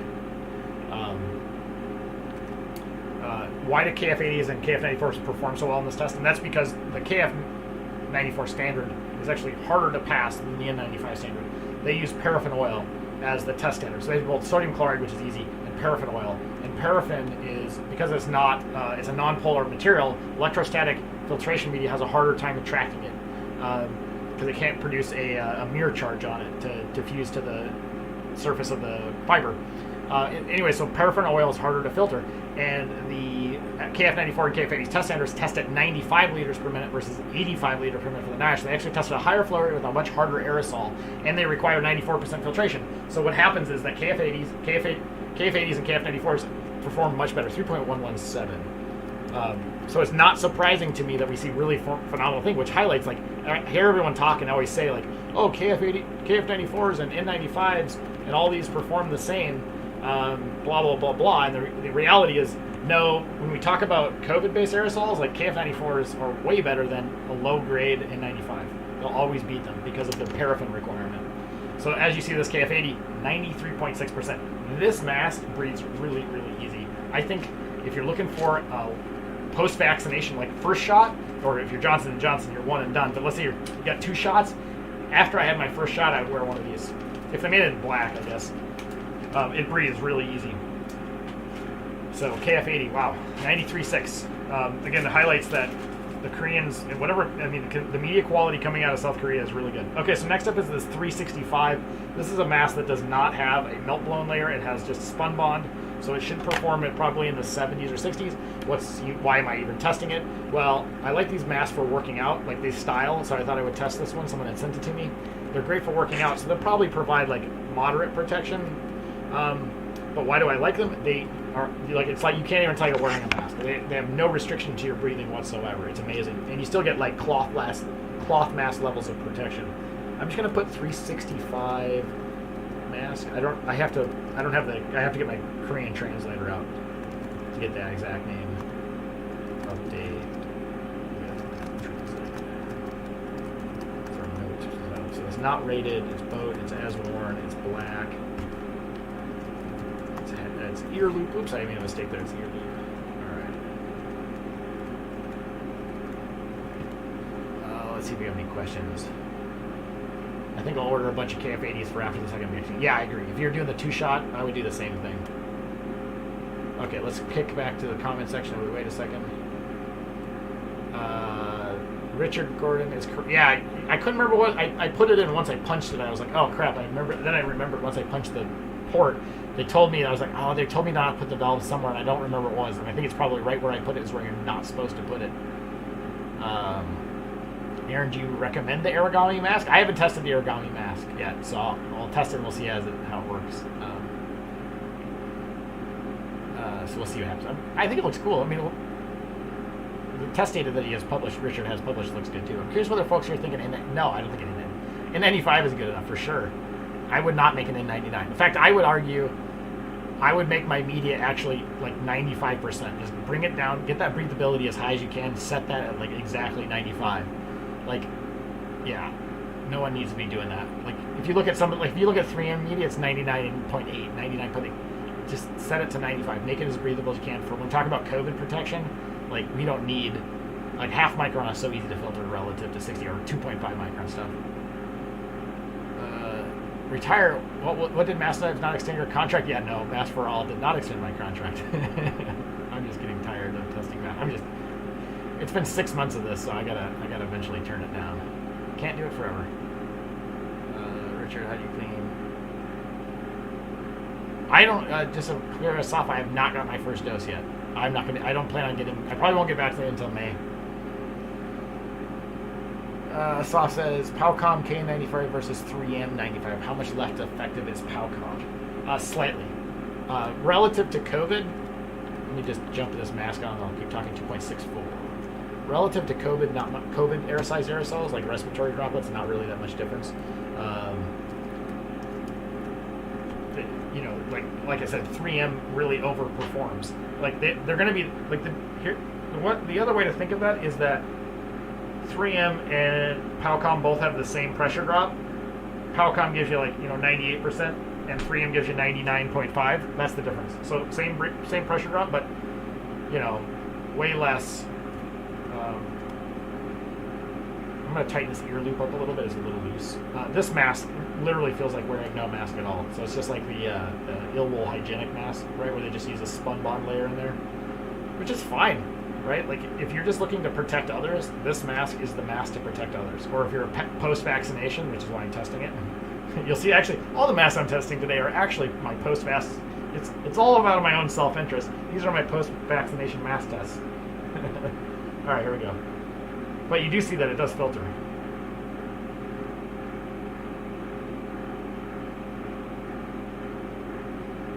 And for 60 nanometer particles, 64 nanometer particles, I'm getting like 50%. That's amazing. It's freaking amazing. It doesn't feel like I'm wearing a mask at all.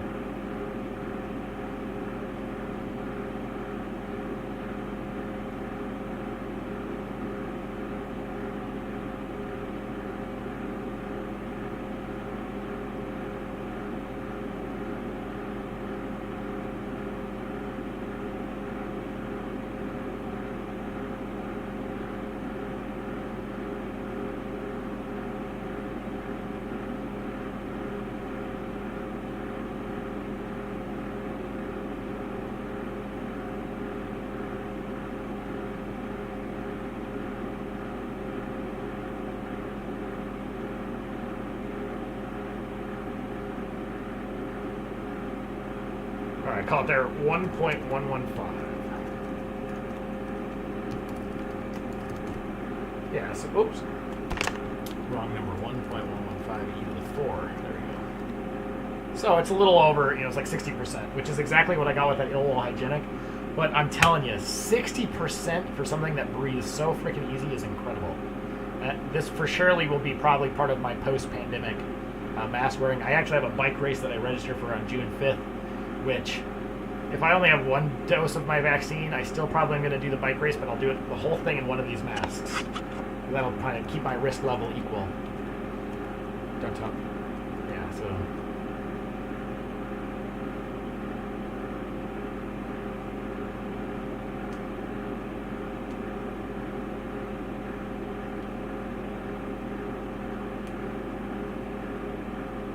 Looks like Richard. Yeah, thanks for answering that question. Yeah, electrostatic is trapping. It's just a way to collect particles on the fiber surface. It doesn't kill them.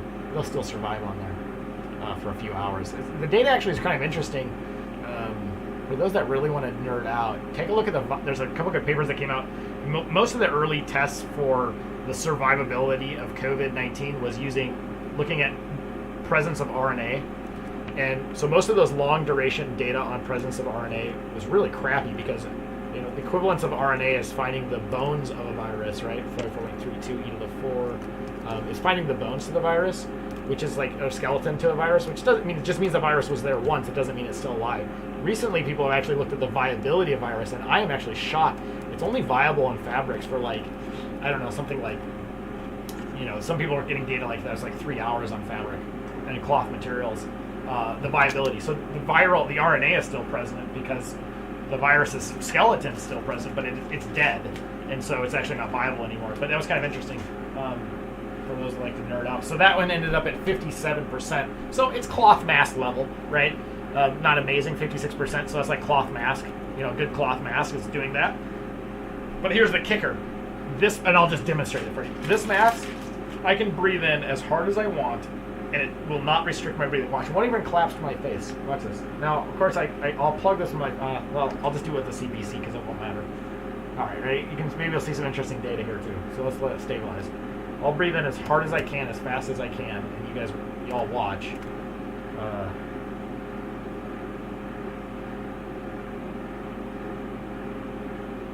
All right, here we go.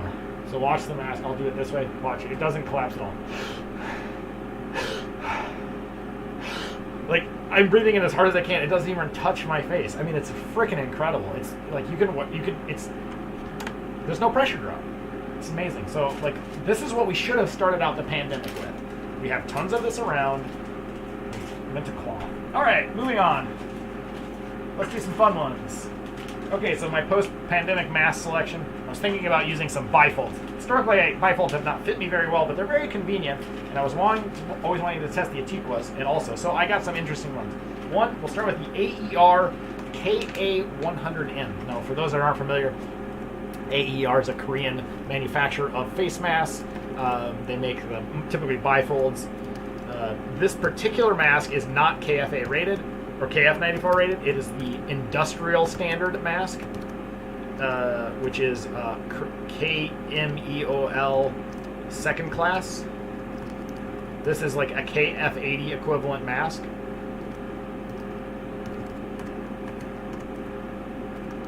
So let's see how it does.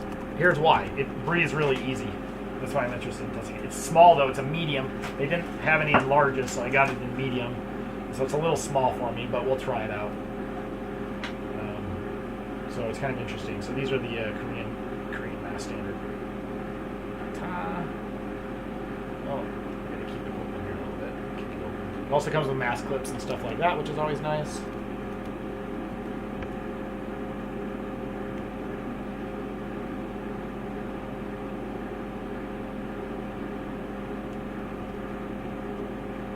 Toe crop says in real world test the difference between surgical and actually toe crop. There's actually a really good study that just came out of the UK that doesn't actually show that.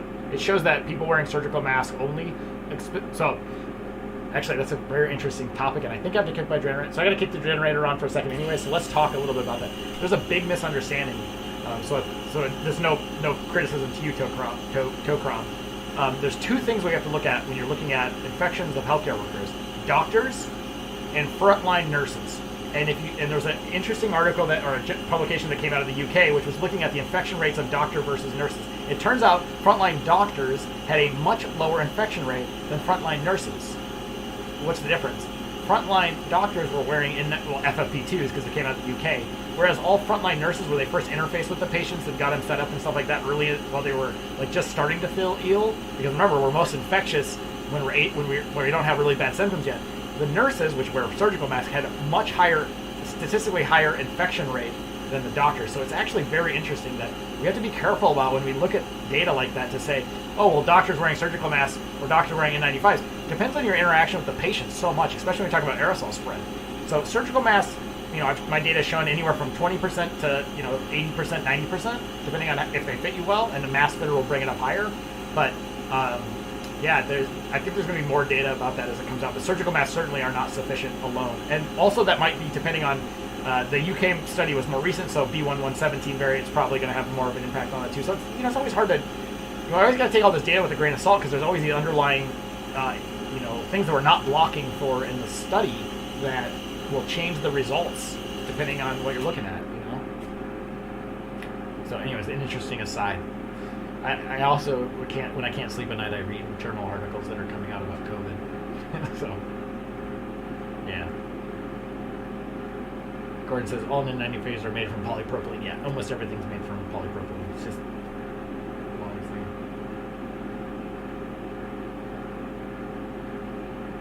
Safe to see a dentist during pandemic if dentist is 100% fully vaccinated.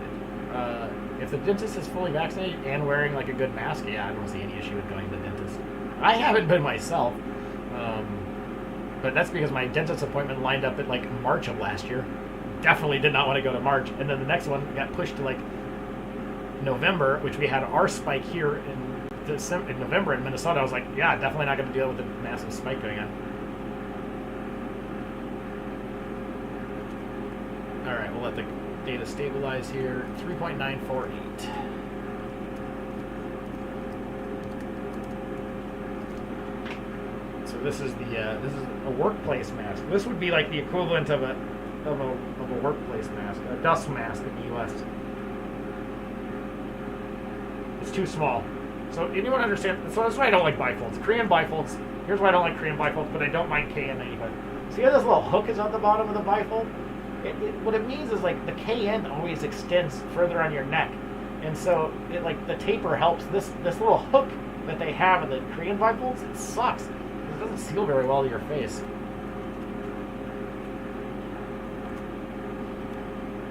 So I'm not a fan of the Korean bifolds. I love the KF94 boats, but their bifold design with the hook on the bottom, they all do it too, right? It's not that great. So this is like basically the KF80 equivalent, but this is the industrial standard mask.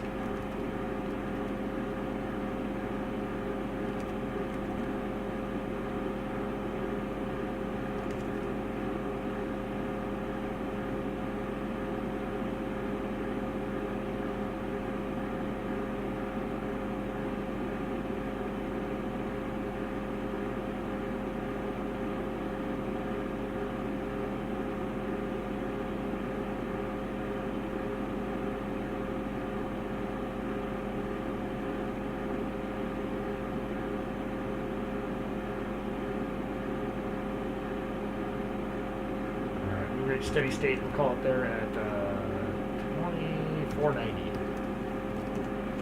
Alright, let's unhook it. Get the downstream.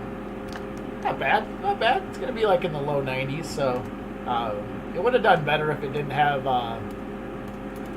It just doesn't fit my face very well. A medium is too small for me, so I mean, there's some leakage. Now, could I hold it to my face and do that test? Yes. Should I? I don't have time. Like I said, this is a little bit me testing for myself. Maybe I should. I'm fine. I will. But I'm gonna go super at 11 o'clock. I'm gonna just go fast.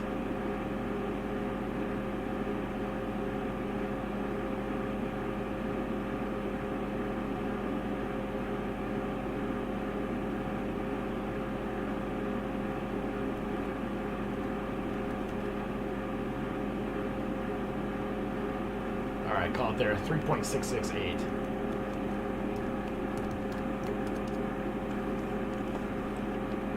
$93.5. So that's actually not too bad. It probably actually fit me pretty well. Now I gotta know. Now I gotta know if I hold it to my face, do I get a better result? Let's try it again. So 3.596.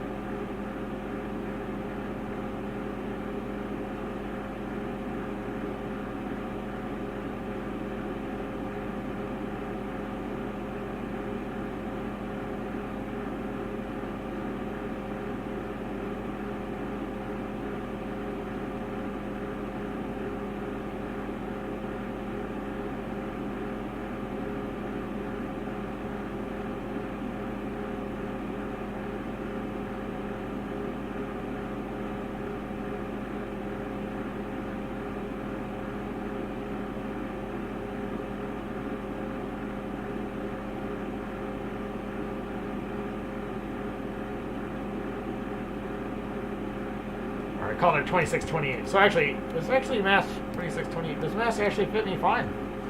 Shockingly, it actually had a good fit to me. It's maybe slightly lower, but I don't think in the reality it's actually going to be. It's within the range of noise of these type of measurements. What was the mask with the super low pressure up? That is, so one, it only has like 57% filtration points. This is what it looks like. Let me jump over to it looks like this. I didn't buy this. This was sent to me by someone who knew I was interested in it and said, hey, I'll send you a couple. There's something 365. So if you I think these came off of Amazon, but you know how I feel about Amazon. But in this case, who cares? Because you're not, you're not expecting it to be 95% filtration efficiency. So, why would someone fake a mask that's not real? Soft says, I have an FFTP mask that had been broke. I shouldn't. No, you should. If your mask outside 6 feet, you don't even need a mask. I'm telling you right now. Trust me. I'm a scientist, not really actually an engineer, but 3.248. 3.248. I've done the math. Outside is like completely safe. I would have zero concern at all. 6 feet outdoors, so 6 feet is just really avoiding the droplet issue, but like outdoors, 6 feet, nope, not a problem. You will not get it.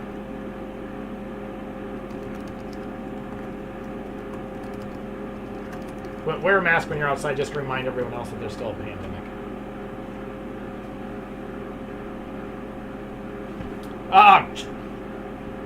Chuck's in here. Chuck sent it to me. The guy, Chaz B. He sent me the mask. He's an amazing human being out of Colorado, helping people with masks, and he sent it to me because he knew that I also like the style of masks. Okay, so I'm going to test the. This is the Air X. It actually came from Reliable Medical, but I'll just call it the Air X. This is a KF94, so it's going to be hard to breathe in, but we're testing Bifold, so let's do it. So this is the Air X KF94.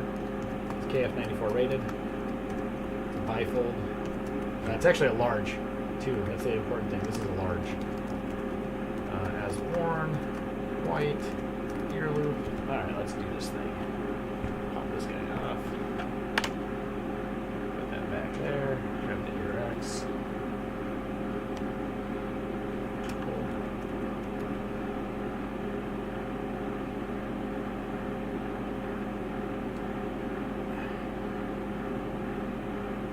So Richard Gordon says, I'm not sure I agree 100% slipstream behind others bikers. Okay, so caveat when I think outside 6 feet, I'm talking like walking, like as an individual. Biking, I'm still not worried about it. If you maintain 6 feet behind the bike behind you, I'm unequivocally not worried about it at all.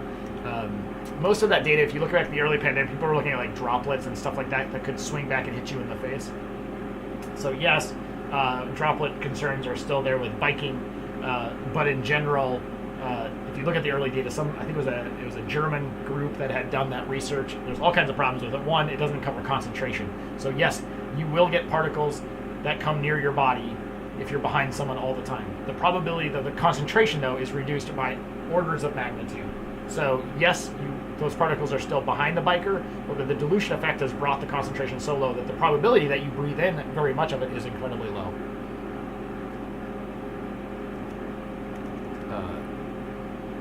There's not been a really good study of aerosol tests behind people. Everyone did CFD looking at droplets, and then they didn't even consider concentration. They simply show, oh, there was droplets present. It's like, you need two things. You need exposure at some concentration for some duration.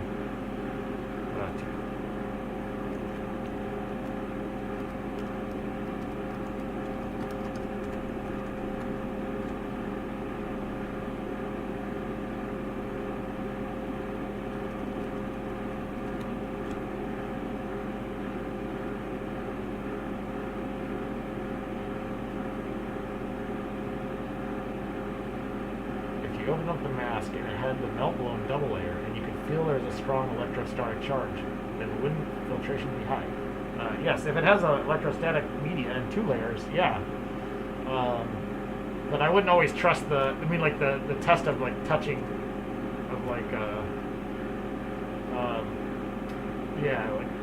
if it has melt-blown, yes. Some people would cut it open and like see if it would attract to a piece of paper. Like, that's not a great test.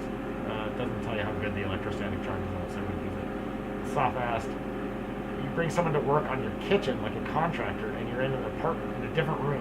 Do you still need to wear a mask as a precaution? Yes. Asaf, indoors, with other people, even if they're not in the same room with you, but they're going to be in that room for a long duration. It is like measles. Asaf, it is like measles. It's just about 1/4 of the contagion of virus. So like it's like 5 times more contagious than flu, but not as contagious as measles. So, yeah, it's just like measles, but not as bad. So, but yes, they need to wear masks. Yeah, and you need to wear a mask too, even if they're in that room for an hour. Yeah, and then you need to let it air out. So yes, we both should be wearing masks.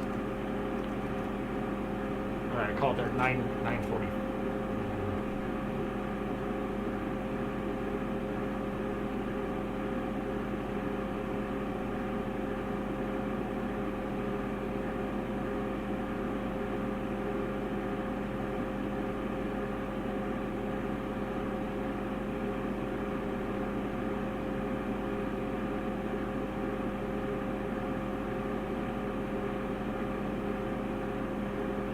I called there 516.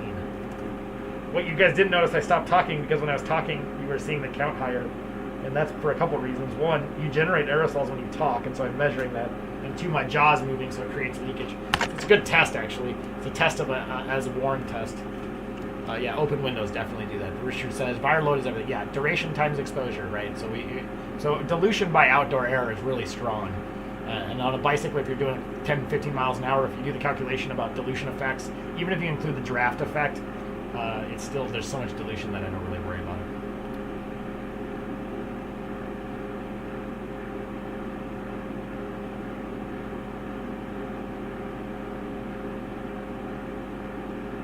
Triple Five says begin. Did I spell beginning wrong, by the way? Maybe there's only one end in there. No, beginning of the. Yeah, I'm only going to do this. This will be my second to the last mass test. I'm going to let it sterilize 2.782.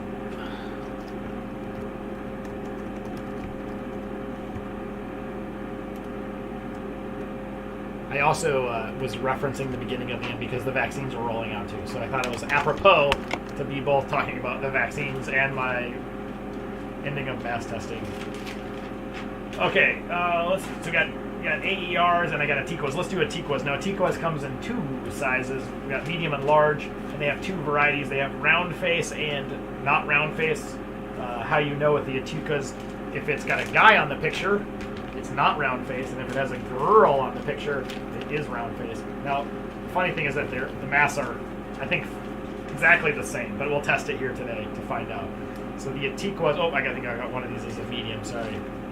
Let me grab the two larges that are of the same style.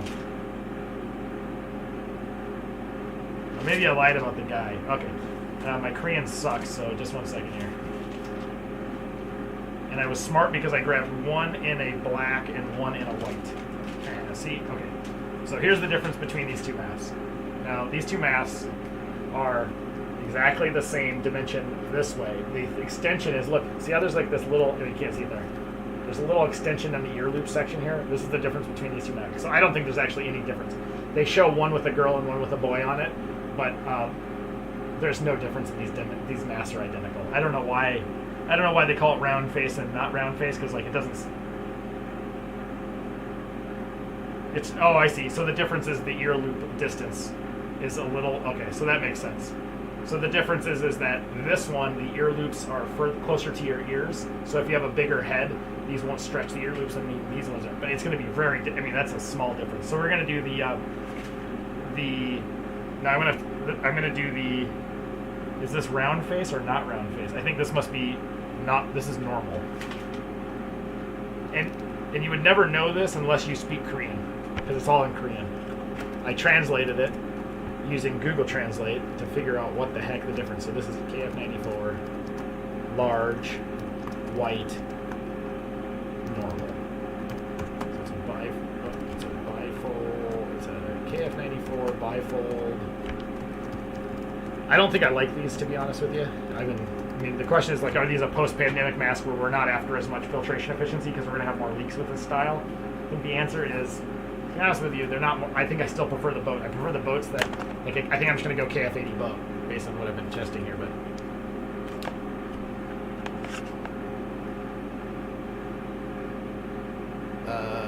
Good to know about the biking. Yeah, biking, hiking, walking, I mean, like, in general, I just don't. I mean, everyone, if you're riding a bicycle, so Richard, here's how I have tackled this. I ride my bike all the time because that's what I do.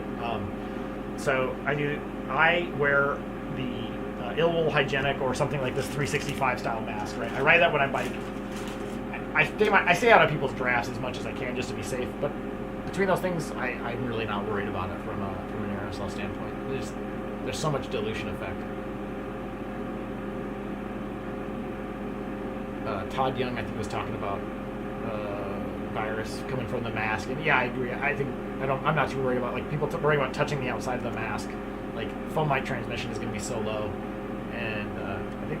Okay, let me jump back in so I'm too distracted here. 2.458. Foam-like transmission just doesn't happen because it's a respiratory disease. You need to get it into your respiratory tract to be infected. And unless you're sticking your fingers up your respiratory tract, either to your sinuses or down into your lungs, it ain't going to be a problem too much. That's why we're not seeing fomite transmission be a strong system. It's not.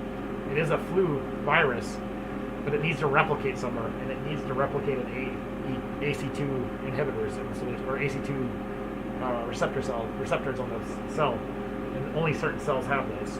So it needs to get in touch with those and survive, and not die in your stomach acid in your stomach, which is why I don't think. Yeah. Anyways, my opinion. It's not. I'm not a virologist, so take it for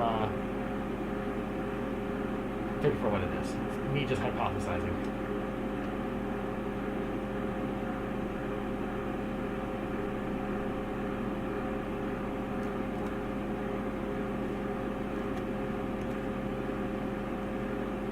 So you're seeing that spike. It's because this doesn't seal very well to my face.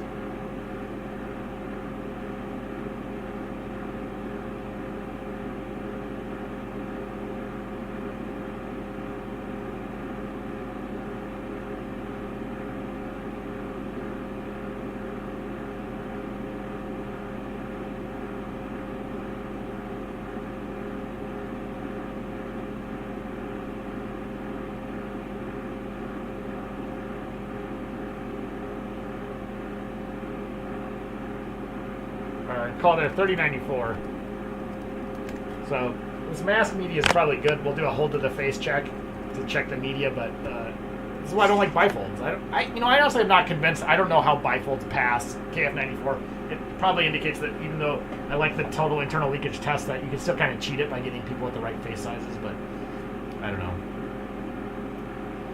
So it's almost 11 o'clock. So 11 o'clock comes hammer time. Hammer time, I'm just going to pound through the last of these masks. I got 1, 2, 3, 4, 5, 6 masks left. So we're going to try to get it done before midnight so I can go to bed. And, I don't know, play outside tomorrow with my son again. Alright, we'll let this stabilize here. I'm going to kick the generator back on here in a second. We'll let it stabilize. 2.399. Actually, let's do one more of this. 2.399 e to the 4. So it's going to be like in the low 90s. Primarily just due to leakage.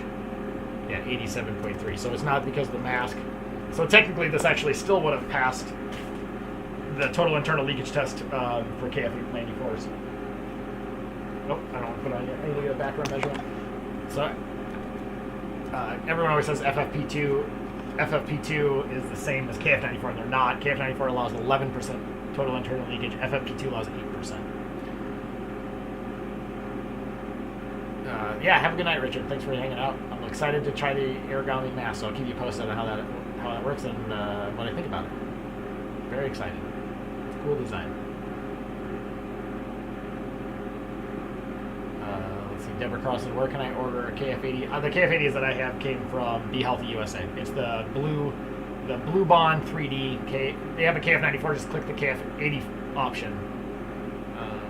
So hit that. Aaron, what's your thoughts on the variants? I'm not an expert. I'm not a virologist, so my opinion is, but what I'm hearing is B117 variant is a little scary because it spreads easier and it seems like it's slightly more deadly. But in general, it's not good, right? Variants. This is always how it's going to play out. Variants are going to happen. But the good news and the bad news is like you're never going to have a variant that's like a different attack method. Well, at least I don't think that happens. I guess I'm not a virologist, so take it for a grain of salt. It's just my opinion. But you're not going to have a variant with I'm going to hold to my face on this one this time because I want to test the media. So I'm going to have to stop talking to test the media.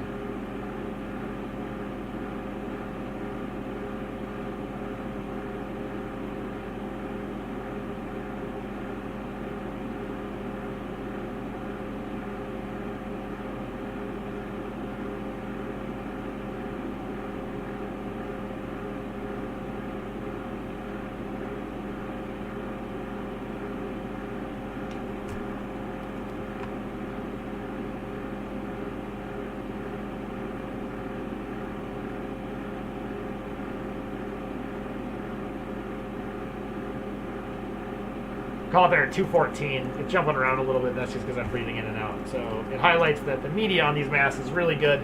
But again, my experience with bifolds are are just hard to fit. They're just so much more space specific than the boat style. So if you're going to go KF94 and you want maximum protection, I highly recommend the boat. I would not do the Bifold. Why am I testing Bifolds if I don't like them? Because post-pandemic, or post, like, you get your first shot, can you drop down to a Bifold? Because they're a little easier to put on and off, and they're a little easier to transport. Would the filtration be lower for larger, medium-sized particles than 60 nanometers? Yes. So the larger you get, so basically most data shows for electrostatic media, 60 nanometers is the most penetrating particle size. So when you go to like a half micron, or if you were to go like to a micron size, which is kind of like the smaller size of respiratory droplets, like you're going to see like a 3 to 5% improvement. Now, my test is both leakage and media, so it's hard for me to distinguish between leakage and media, except if I do the hold to face test. So example, I was just testing that mass there, and it had about 13% leakage. So it doesn't matter if the media actually filtered at 100%, 13% of the air went around the mass, and so the best I could get is 88%. So leakage is always kind of dominant in a lot of these masks in general. So leakage is the key thing.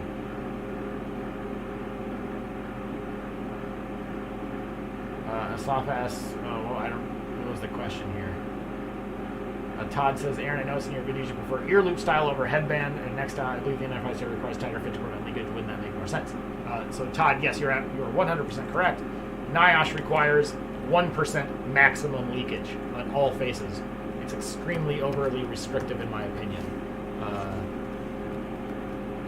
So do you need 99%? So let's we talk about that. I covered that in a video too before. While we wait for the generator to run, I'll cover that quickly.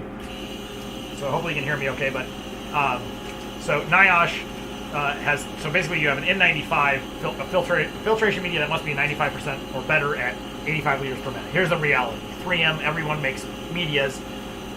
But N95 standard is like 25 years old. Media has gone far beyond that. So everyone can make a breathable media that filters at like 99%. And we talk about half micron particles, it's filtering at like, just let's say for the sake of the discussion, 100%, basically everything. So what happens is leakage dominates. So what happens is an N95 that's actually properly fitted with a port account is giving you 99% protection. So the question is, do you need 99%? And I think my argument is, I don't think so. I think general population getting into the 90s is amazing, especially if you're coming from cloth masks. And that doesn't seem like going from 50 to 90%. Most people think, oh, like that's half as much aerosol, but in fact it's not. It's like orders of magnitude. It's like 1/100th or 1/300th of the dosage that you would get from going from 50 to 90 plus percent. So, like, my argument is, like, if we're not having massive transmission with cloth masks, which is what everyone was wearing, we still had, I mean, don't get me wrong, we still had a shitload of transmission. It's just like, my argument is that, like, the transmission rate was still not like absolutely insane all summer, meaning indoors was not as bad as we thought it was. You go to from 50 to 90%, you're going to just basically eliminate transmission. You know, it's not as bad as measles, thankfully, but it is highly contagious relative to the normal flu, but it's not measles.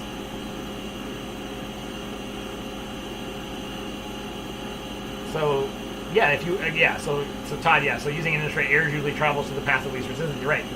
Leakage does dominate. The question is, do you need 99% protection or is 95?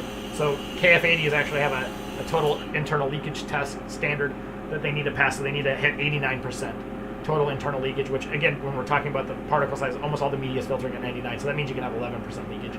FFP2 is 8% leakage, and our friends at NIOSH force 1% leakage. So really, an N95 mask with headbands well fitted is not an N95. In the case of COVID, it's like an N99. Do we need N99s? I don't think so.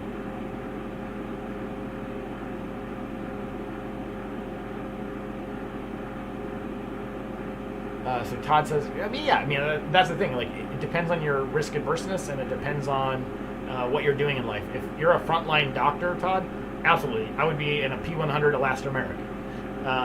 If you're like me and you kind of really minimize indoor time, and I do go to work, but I work in a clean room most of the time, for me, KF94 is the thing. So that's why, and I think ear loops are just easier for people. Headbands, if you're a girl and you have long hair, headbands are annoying. Again, so I just think that in general, whatever mask you need, if you're I think if we can get everyone into 90 plus, the case rate's going to go way down. Todd said I used to qualitative test thousands of people working at 3M. Oh, you must be in Minneapolis then with me, or at least in the Twin Cities. And leakage is the biggest cause. Yeah, I mean, exactly. I mean, the port account test is testing leakage, right? So that's the whole deal with like an N95. The port account, the N95 companion uses a 40 to 60 nanometer singly one negative charge particle. They use a radial DMA to size select for that, which basically in the media is going to give you 99.5% or better filtration efficiency. So anything that you measure with a port account inside the mask is leakage. And so yes, the fit testing is all leakage based. And again, NIOSH requires a fit test, a fit up 100, which means that you have to have 1% leakage, which I think is excessively tight for a general population. If you're an occupational person and the mask is the only thing that's keeping you from getting COVID, then yes, you need to be fit tested and you should be wearing something that you have a fit factor of 100 because you need 99% protection. But if you're in the general population and you are wearing a cloth mask, and we're all wearing cloth masks and we all went to these at 90%, remember, because not only are they 90% protecting you, but their source control is also infinitely better too. So you're going to get 90% on the way out. Well, actually, you probably get like 95 on the way out, 90 on the way in. Man, imagine the difference that would make if you were there. And right now we're at like 60% on the way out and 30% on the way in with cloth masks. So we're talking reduce that concentration by a factor of 200. We wouldn't have spread in mass conditions. It would just be people that were not wearing their masks that were causing the spread, which is the whole, I mean, that's what I'm saying. We had the technology the whole time to solve this pandemic. The entire time, the technology's been available. All we had to do was get good quality masks on people's faces, and like a fraction of people would have died. But it is what it is. That's why I'm so passionate about this project, because we have the solution to the pandemic. I mean, vaccines are the end goal. We got to get vaccines on people, but we had the technology the whole time. Right? It was right on our faces. Okay, so we're going to test the KF94. According to this, it's a medium. That doesn't seem right. Did I mix these up? So this is the large. This is a medium. That's an error. That's an error. I think I mixed them up somewhere.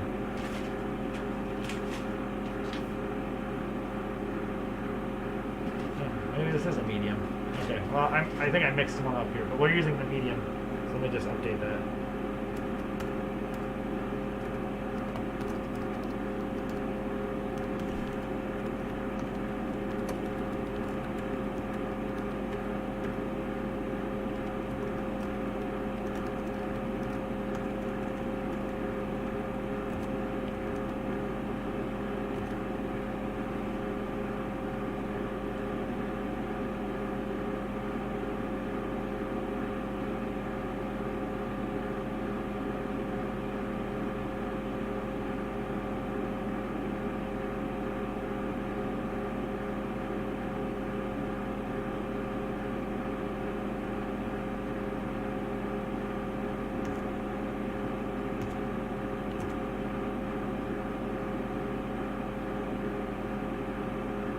I call there 7840, which highlights that this mask is good, it just leaks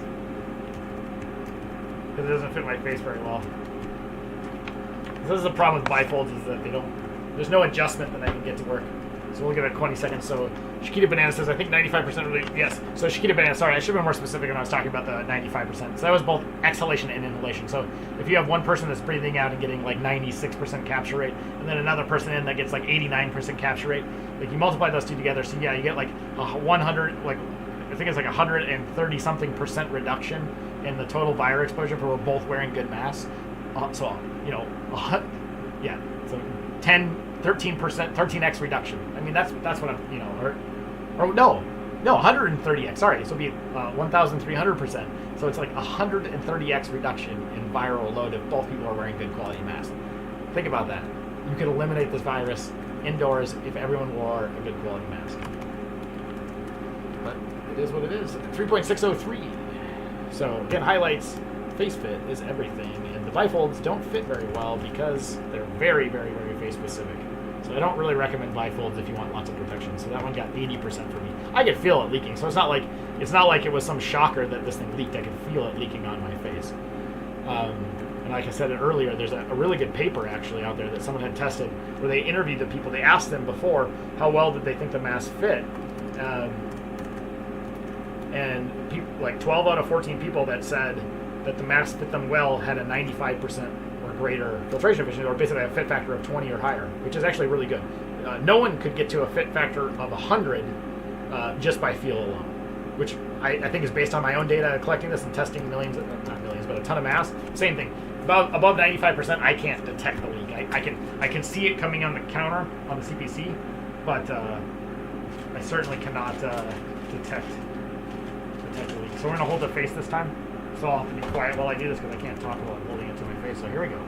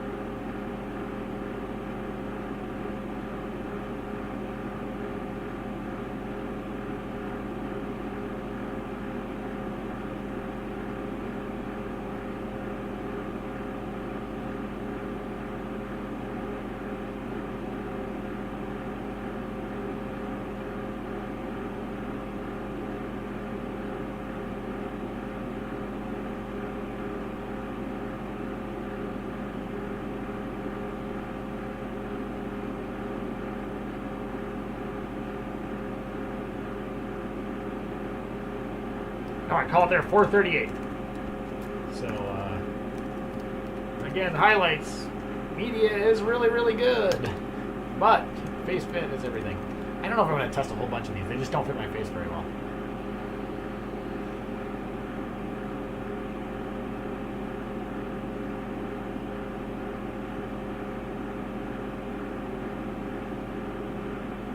Benjamin Bacharach asks, what combo of KF94 masks do you recommend purchasing for the DLE? Luna Face Fit, start there. If you're just trying to get a mixed bag, Luna Face Fit, Botan Medium, Dr. Pure Medium, Botan Large, I don't know what else they have on there anymore. A blue, 3D black, 2 of each one of those. That's what I'd recommend. Then you have the whole gambit covered.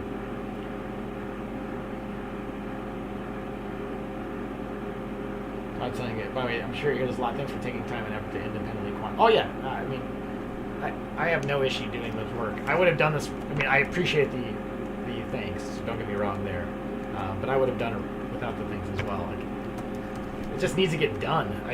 I'm more annoyed that I'm the one that has to do it at this point. Like, I don't know why the government hasn't developed really good testing standards and evaluated masks and set up agreements with foreign manufacturers. Like said, hey, look, we're going to give an authorization that if you want a KF94, we're going to approve those in the U.S. for use by the general population and encourage it. Right? We could have worked with the Korean government. They're making millions of masks a day.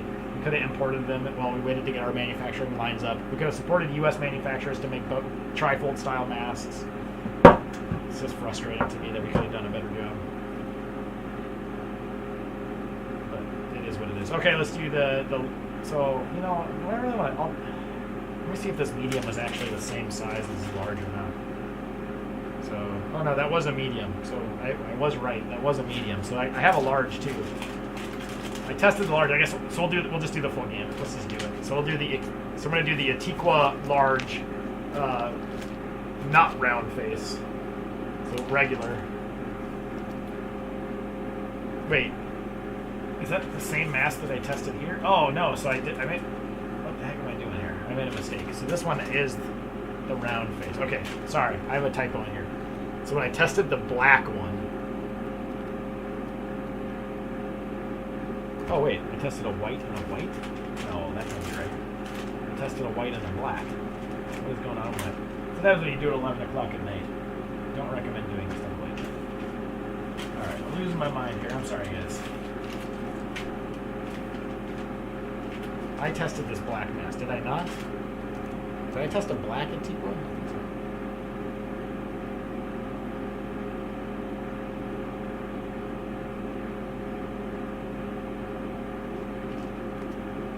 you're right, it is the 13th. Alright. I'm getting sloppy, guys. You guys gotta stay on top of me. Alright. I could have swore one of the Antiquas I tested was black. I can't look at the footage because it's live stream. Shit.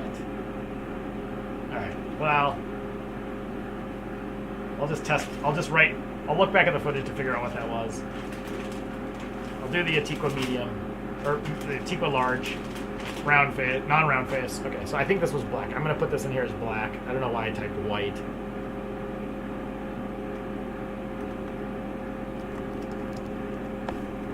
If it's not, I'll fix it later. Yes, it's the 13th, and I, for some reason, thought it was the 12th today.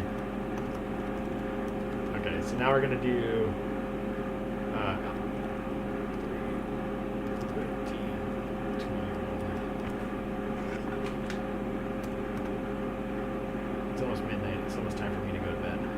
oh, see, I had 313 up there, so somewhere along the way I decided it was the 12th. Oh, now it counted down. Dang it. No, don't count down. Oh. Alright. I'm losing my mind here. Okay. I'll go back and watch the video again and I'll update it if necessary. I am very tired. Like I said, I was up at 7 this morning. I've been up at 7. I wake up at 6:30 every morning. Work till midnight. I'm ready to be done with that. Okay, so this is the regular, I'll call it normal. They have like a round and not round, so it's kind of a weird nomenclature. It's a bifold. I'm just going to do as worn for the rest of these because, again, I show that over and over again. The best thing about this is what I love about KF94 is every freaking KF94 I've tested has damn good media in it. It's always face fit, which is great because that's what we want. We want people to not worry about the media and to just focus on getting a good face fit. I wish, KF94 is every one of them has been good. Chiquita Banana says, "Hey, the CDC." Yeah, I know the CDC. I was like, exactly. Why is the CDC not doing this? I thought they would get to it after Biden came in office, but what are your hopes for OSHA's temporary emergency standards that may come out March 15th? That would be most. Yeah, I'm really excited for it. Lindsay Marr has been driving that, and Lindsay's been awesome. I mean, if there's not a person that has been a better mouthpiece for aerosol scientists and researchers out there, Lindsay has been amazing. So she's been pushing that a lot. Lindsay Marr and Don Milton and that whole crew, and there's not just them. There's other people too. I can't remember their names at the time. They've been pushing that really hard. So I'm super stoked. 2.729. I'm super stoked to see that. I hope there's some good OSHA. I mean, absolutely. If you work in a freaking grocery store or anywhere, and you have to interface with people, and you're not given PPE when we know it spreads by aerosols, I mean, you're just kind of a mean country then, right? Just throwing your workers to the wolves. Come on, we can do better. We have the technology. We know what we need. Give them good masks. Let's go make them. Chris Lopez, Aaron, my son wears the tiger, the blue kids mask KF94 with the tiger on. You can get it from Be Healthy. He likes that one a lot. He's 5.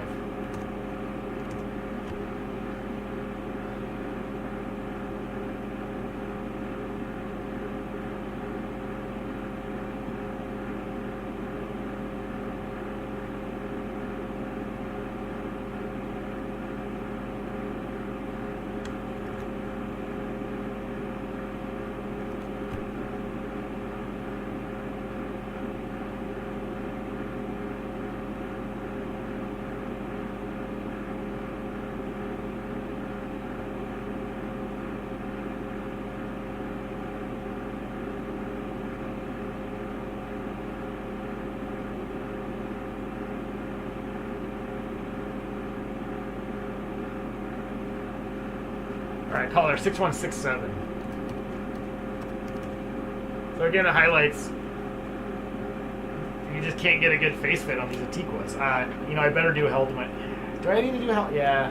So here's what happens why I have to do held to my face every time. Because someone comes and looks at this data set and they don't know that this mask didn't fit me because the media wasn't bad, but because of face fit. And so then they think, oh my goodness, this mask is junk. The Antiquas are bad. So, but if you have that data set right below it that says, oh, held to my face, then they say, oh, then they start to understand that what's driving that was not filtration efficiency of the media, but of the fit issue. Which highlights, like, Bifolds, Korean bifolds suck. You know, I don't. They just that hook design, the KF94 design is a better bifold design. Not knocking the Korean. I mean, they make damn good masks. They're harder to fit. Triple Fight. I heard Fauci say not too long ago. You know, Fauci is a I mean, look, I like Fauci. Fauci is a rock in a hard place. He made the first mistake of every pandemic. If you read, like, there's some good history books on the pandemic. I was reading those in March and April when the pandemic first came, like the 1918 pandemic. And, you know, the one thing away is don't lie to people, right? People aren't stupid. So when Fauci told people they don't need masks because he wanted to preserve masks for the healthcare workers, he should have just said, we need masks, but we need to save the ones for the healthcare workers, so don't be buying them. And then we should have not let people buy them and put a moratorium on purchases except for healthcare companies, and this would have not been an issue. But instead, he made the fundamental mistake of lying to people and saying that masks don't work and they don't need to wear them. Big mistake. Because our friend, well, I guess we don't really know when our friend Mr. Donald Trump knew that. He knew it was airborne, right? Because he told that guy, the interviewer, I can't remember what his name is, that caught him on the video, like recorded the videotapes of him, like being very candid with him, and he was like, "Oh yeah, it's airborne."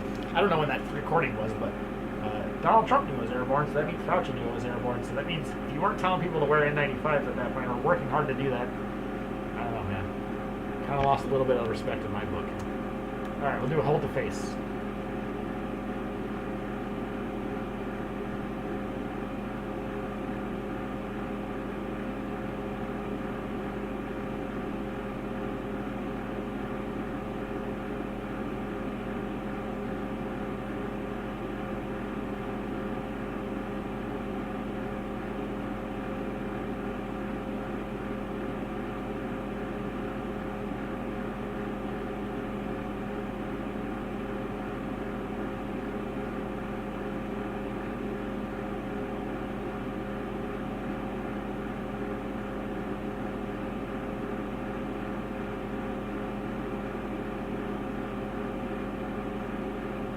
Call it there, 151.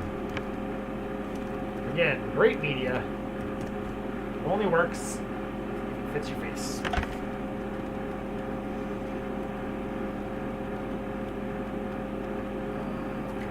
There, facing down, middle of the face.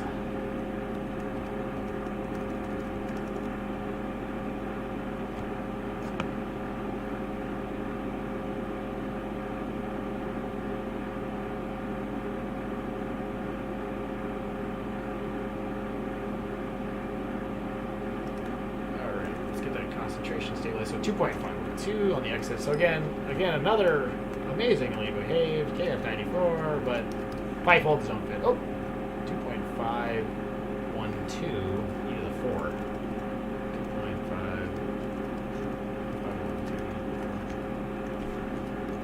2.512. Yep, good media. All right. I'll test this last one. We're just gonna finish. I got 4 masks left to test. 11:26. We'll be done by midnight. I'll have hit my target of a midnight bedtime. All right. What's next? Same mask. We're gonna do the Tiqua KF94, medium, black, round face.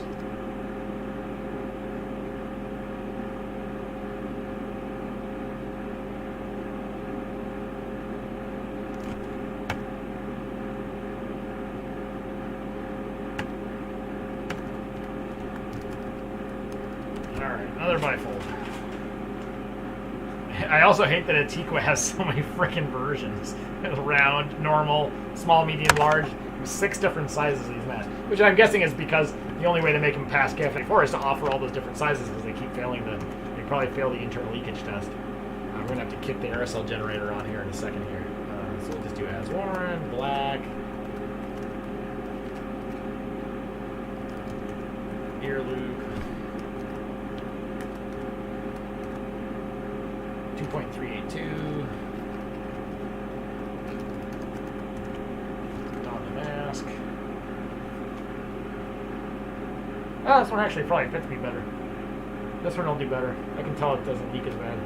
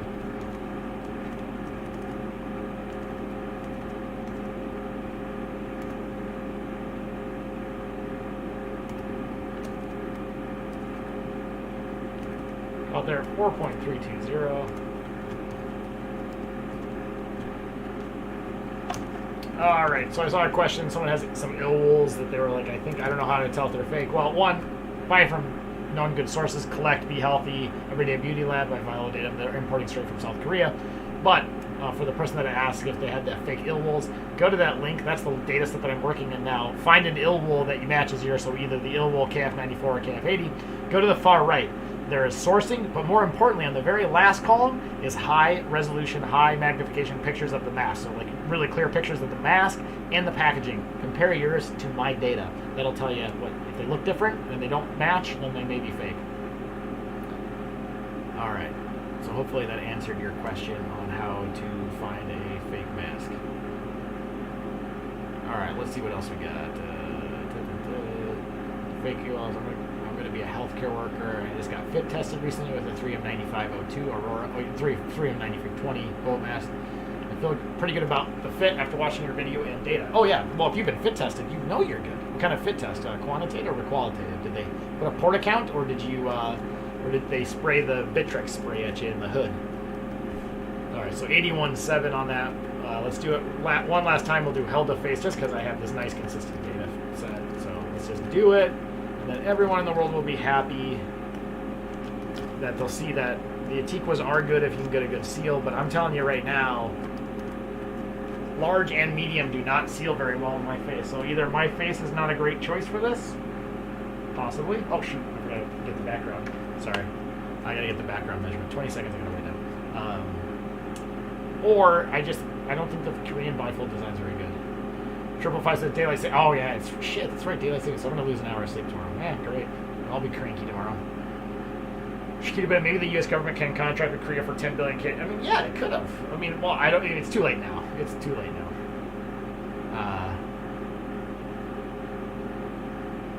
They just get the N95s ramped up in the U.S. Get domestic manufacturers. You should have domestic manufacturing do this, anyways, right? Like, regarding the face fit, the stick-on nose bridge from Amazon seemed to help me mask much. Yeah, I would agree. Most masks coming out of Asia just generally have weak nose wires, and I think it's just, heritage, or like I don't know what you want to call it, but everyone has different faces around the world. In Asia, I don't think they have as many tall nose bridges, face style that they have, and so they just have masks that are better for their population. So when they come to the U.S. or Eastern Europe and stuff like that, tall nose bridges, the nose wire was never really designed for that. Okay, 20 seconds. 2.229. All right, pop this bad boy on.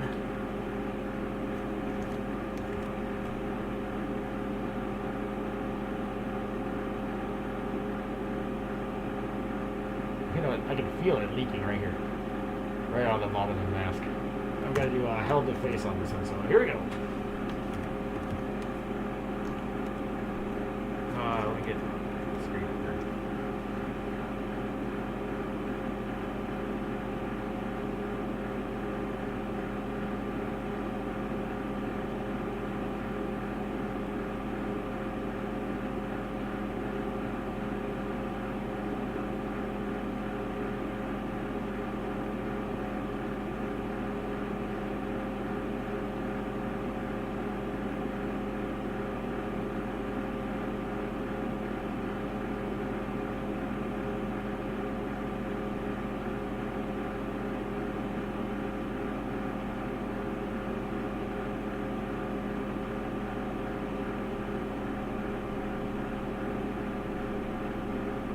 Call it there, 22222.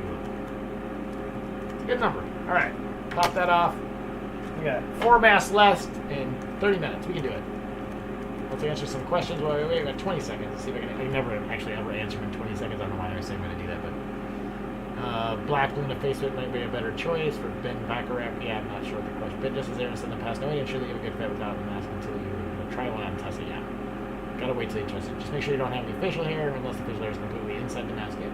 Definitely want to shave if you can. I'm not sure if it was quantitative or not spray anything. I just know I had to set up on yours and maybe talk. Okay, you did a quantitative fit, Kwong. So yeah, you're good. The number, yeah. So you probably had a fit factor of 100 or better.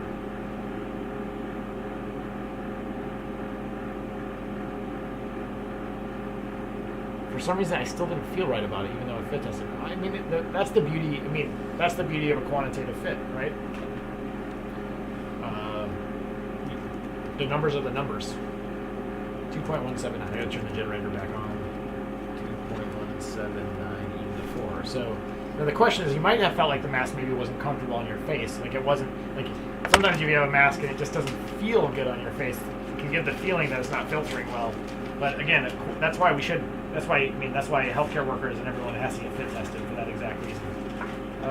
Okay, we got a couple different masks here left. I got the AER mask, so I'm going to test the AER. They call standard fit. These are a bifold.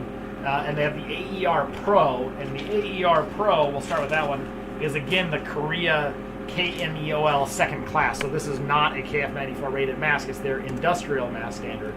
So it'd be like kind of like, it is actually, they're truly their, well, we don't have anything less than N95 in the US, which is a problem, which is why part of the issue of this, we don't really need, like I said, I don't think we really need N95s for coronavirus, but we do need protective masks. So we'll see how this one does it. So this is a KMEL, second class, bifold. Oh, right? No, let's see. This is not an Antiqua. This is an 8R Pro medium. Bifold, as worn. We're just gonna do as worn today. I'm running out of time. I'm getting bored. I'm getting tired of doing this. I'm tired. I'm just tired. Not that I'm tired. I mean, I am tired of testing masks a little bit too, but I'm just tired. All right, we got about a minute here before I gotta test again. Let's see what else we got up here. Yeah, Quan's all good. Ben Bachrach got sorted. So thanks everyone for helping Ben out.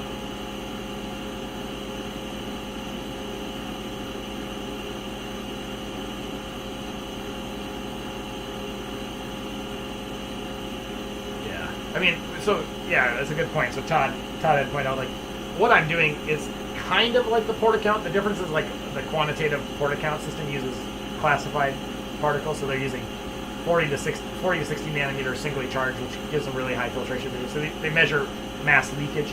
Mine's really a modified total inward leakage test with a 64 nanometer particle, which is really on the small side. I wish I could generate half micron. If I had the measurement equipment and stuff like that, I actually know how to generate a half micron particle. I just don't have the measurement equipment to be able to quantify if I can or not. So that's what held me back from. I mean, I would have loved to do this with half micron aerosol, because then it would have been just money. Because then you would have shown KF80s perform really well. All these masks would have performed much better. Everyone would have been just yeah. But I couldn't generate half micron aerosol easily with the equipment I have. Alright, let this stabilize here for 20 seconds, and then we'll finish these off. 3 left to go, we'll do this quick. I'm not going to do the whole the face anymore, just because... what am I proving? That KF94 masks are good? You know that already. I don't think I'm really providing any additional data set.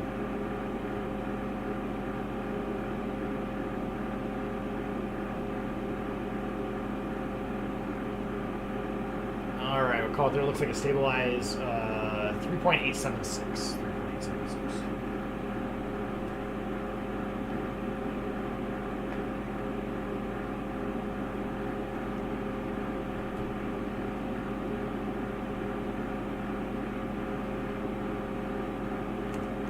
Shitty knows where. That's what it is.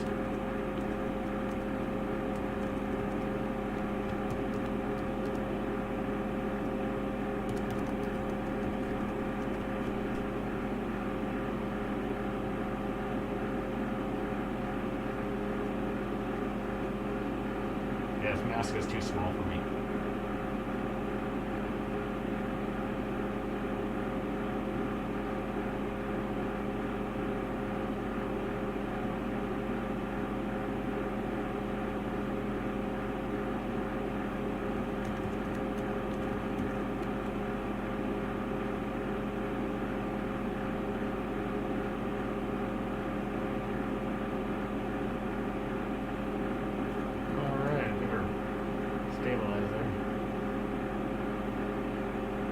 Oh, they're at 3470, so the mask does not fit me. So again, it proves masks are only as good as your fitment. I'm not going to hold that one to my face. I'm just going to pound the last two out. I'll have a nice data set that says bifolds don't fit Aaron's face. So if these don't fit my face, then they're not going to fit other people's faces.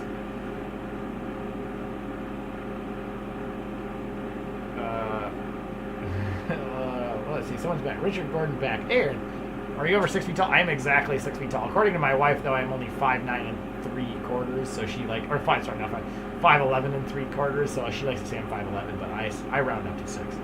I'm 6 feet tall. Yeah. Yeah, thanks for hanging around, Todd. Have a great night. CB says, thanks for sharing all the tests that will be useful beyond the end of the pandemic for us folks who live in polluted cities and near exposure. Yeah, I mean, I agree. I guess that's, yeah, you're right. I mean, maybe the data will be used for things outside of pandemic life. 3.524. I mean, I think the reality is what people don't realize is masks aren't going away at all because pollution is getting worse around the world. It's not just in the U.S., not just in the Asian countries, everywhere, right? Dense populated cities have high levels of pollution. They always have. We've always had high levels of pollution. Just no one knew what it did to the body. Now we know. Don't breathe in ultrafine particles. Unless there's salt like I'm breathing, and then it doesn't matter. All right, let's test the KF94 AERs, and we'll start with the medium and see how they stack up. Again, I'm going to guess these don't fit my face because the bifolds from Korea don't work very well for me, and I don't like the design necessarily. I kind of consistently have shown that our KF94 standard fit, medium, KF94 rated, bifold, maybe as worn, white, ear loop, there we go.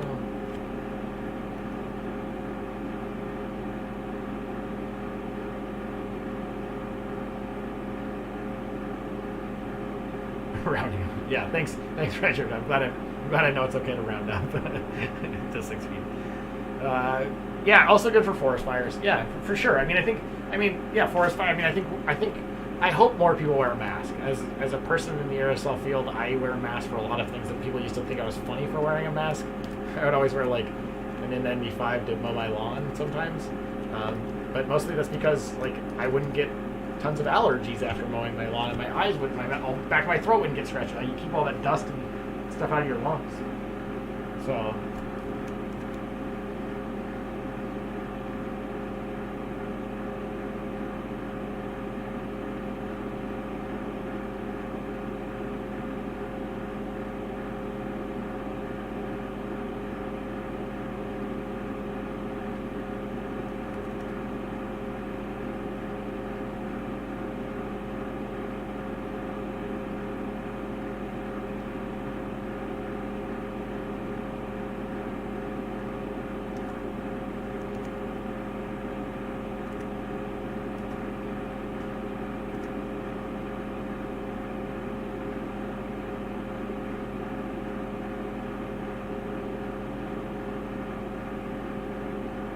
they called there at 6524. So again, another bifold that doesn't fit me.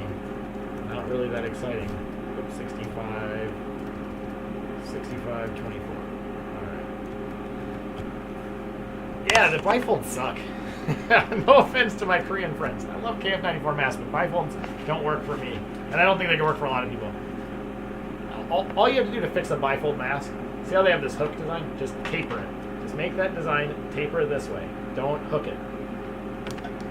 Because the taper will sit up on your chin here, and depending on your face sizing, it can move with the taper. Hooks are two specific face sizes. Rich was talking about valley fever out of it. Yeah, my family lives in Central California. They're farmers out in Fresno area. Yeah, it's kind of a little scary about that stuff.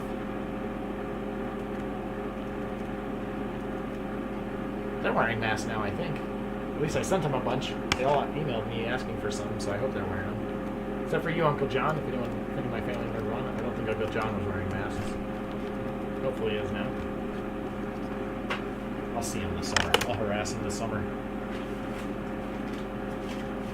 So if any of my family's watching, watch out. I'm going to come out and visit you this summer. Say hi to everybody. Once I get my vaccine, it's travel time. All right, we're going to do another one. This is going to be the same mask style, except we're going to do the large. So we'll see. Is it a fit issue? Can you get a better fit by going to a large or medium? My guess is the answer is no.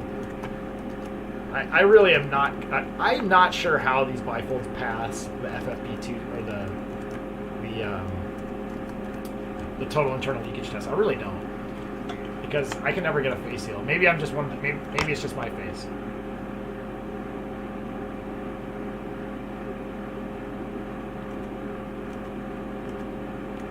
All right, let us stabilize here. 2.948. 48. All right, let's down the mask and see if the large works better. My guess is no. Maybe.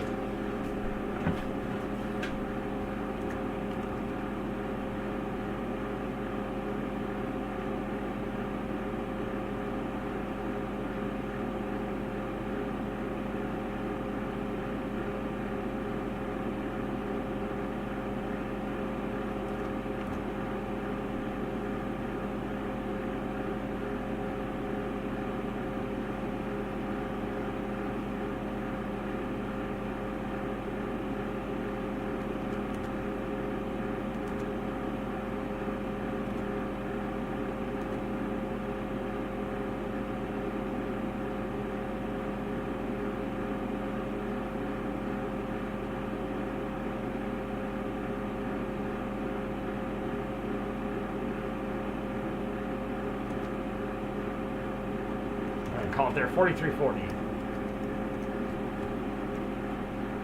So definitely an improvement. I got about 6% improvement by going to a better fitting mask.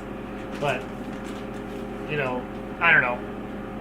I don't like bifolds for that reason. I can't get them to make my face, so I can't recommend them to anyone else. If they don't fit on my face, they're not going to fit on someone else's face. So I can't ever recommend them. But boats, I've always been very successful in getting people to fit with boats. Talking about, yeah, so Richard Gordon, so Sean, you're still on here, man. Putting in the hours with me here. Talk about, so Cito in Arizona having 15 to 30% of community holy smokes, acquired pneumonia. Yikes. Yeah, masks are powerful tools to help us protect our lungs. We should be using them more. Yeah, brings Bakersfield, Delano, Fresno, Madera. Yeah, and you know what's funny is my family lives in the Fresno, Hanford area. I've been there myself. It makes my eyes water. I mean, it's crazy. If I'm there when there's like some days in the summer, I go visit my family out there in California for weddings and stuff, and I always get allergies. My eyes turn red, my throat's all itchy. The air quality is bad. Maybe I should start wearing a mask out there. And I go visit them. Maybe I should. I got enough of them. Okay, last mask of the night. This is probably one that will make it onto my recommendation list because it has been there before. It's the Blue 3D Black. So which is what a terrible name for a company, but these are the blue 3D masks, but in the black offering. Historically, I have offered them in the white, and I like them. They're cheap, inexpensive. Blue 3D black. It's KF94 rated. It's a boat style, which I like, and you're going to see the data shows is good. But let's see how they do. I'm going to guess they do really well. It's funny to me, just like. Yeah, the bifolds suck. So let's see. Someone had asked something about that. Do certain shapes of masks provide an advantage? Yes. For example, the Harley N95 sticks way out from the face. So yeah. So in general, boat masks, in my opinion, or like what Richard Gordon's doing for origami, mask design has a big impact. And it's about surface area, effective, useful surface area when you're wearing it. And so boat masks have a better surface area, so they're going to filter better.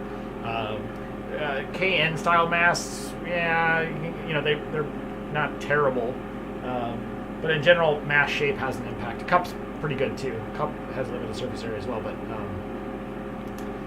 so yes, but in general, the boat's going to do the best. Boats are something with lots of surface area, which is I think what all right, what I call it there, 2.534. Need lots of surface area. The more surface area, the better. Lower pressure drop automatically, higher filtration efficiency, effective filtration efficiency, because the filtration efficiency through the media is gated by the velocity through the media, or basically how fast the air is going through the media. And the more surface area you have, the more effectively slower the air moves, so you get better filtration efficiency and more breathable. So that's why boats are the best, and I think they fit faces better. So, oops, I'm just shortening the ear loops. I always have to shorten them. because I like a little bit of a tight seal. Comfortable, but tight. And I wear these to work all day, 8 hours, boat style. Mostly Bottons and LG air washers and what else do I wear? Bottons, LGs, and Mass Labs. Yep. So I'm gonna close it because it's gonna be down in the gutter here, so you're not gonna be able to see it. So let's open it back up here in my program.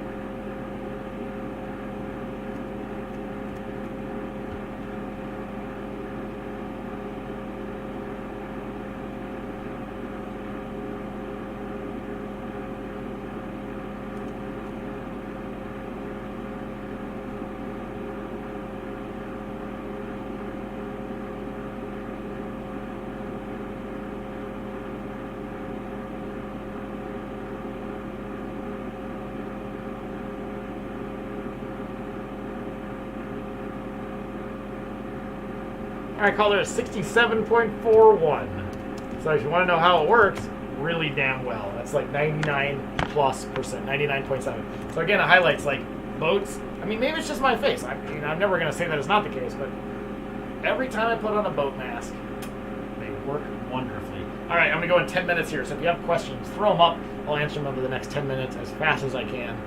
So if anyone has questions about masks, now's your chance. And at midnight, I'm turning it off and I'm going to bed. And you won't see me until, well, I'll have a bunch of videos releasing. I'll have one tomorrow evening. I'll have one on Tuesday. And then I'll do one last video. Oh, no, 2 last videos.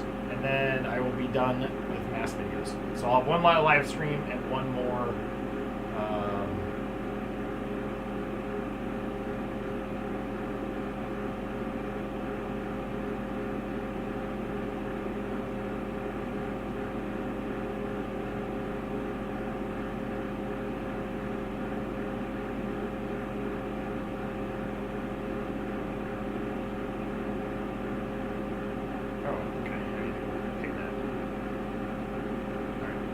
Sorry, I was distracted by.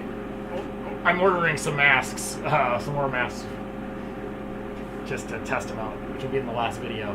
And I thought they got ordered last week, and I just got an email from them that they haven't received my payment for the mask. So what the heck's up with there? Sorry, I distracted. Let me take concentration. So 2.448. Let's answer questions, and then we go to bed.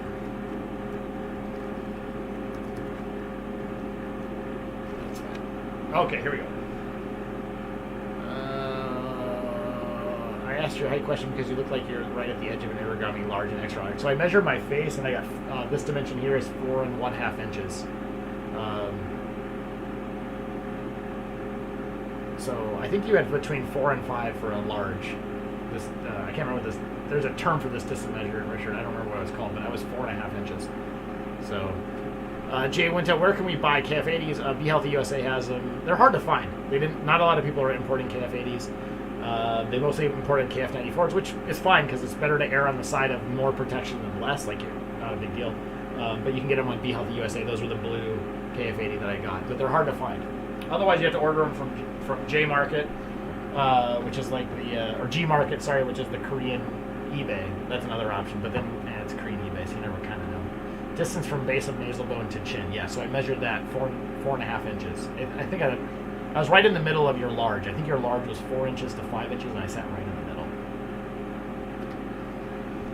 So for those wondering, the blue mask, black 3D, 99.7% filtration efficiency. My test RS on my face, which is freaking incredible. These are now under $1. All right, last mask testing for the night. Do you know what the sun protection types of masks provided by any chance? Should we wear sunscreen under when hiking? No, you do not. These will block light. I guess these will block UV light. Yeah, so I wouldn't worry about it. So I measured.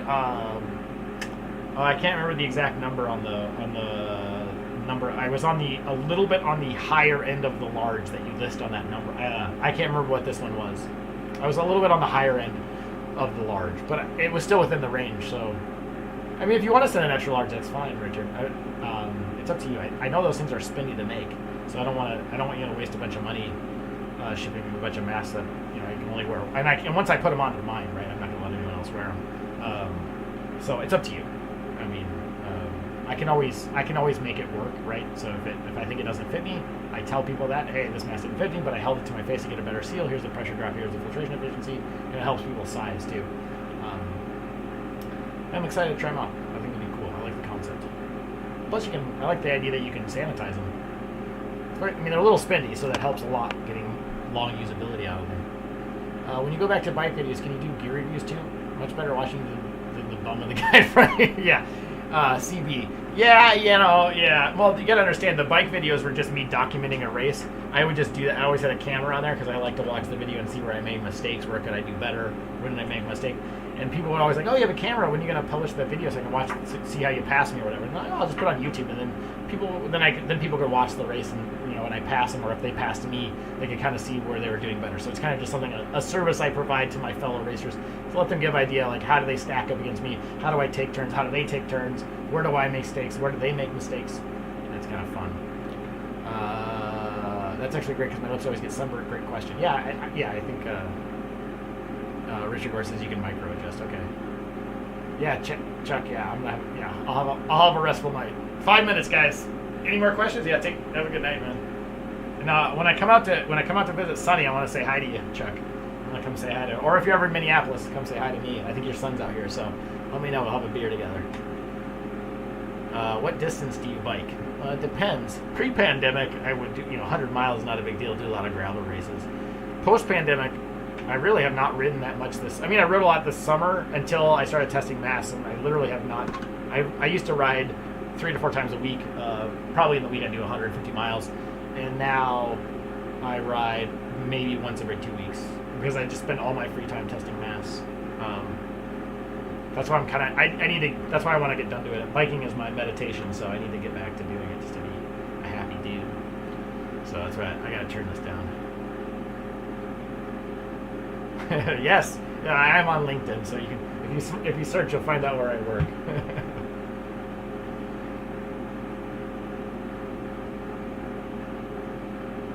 Who do you got in March Madness? Little known fact about me: everyone at my works knows I know nothing about ball and stick sports. They make fun of me, but ask me who's the quarterback for the Minnesota Vikings. You think I should know? I think it's Cousins, but otherwise I don't.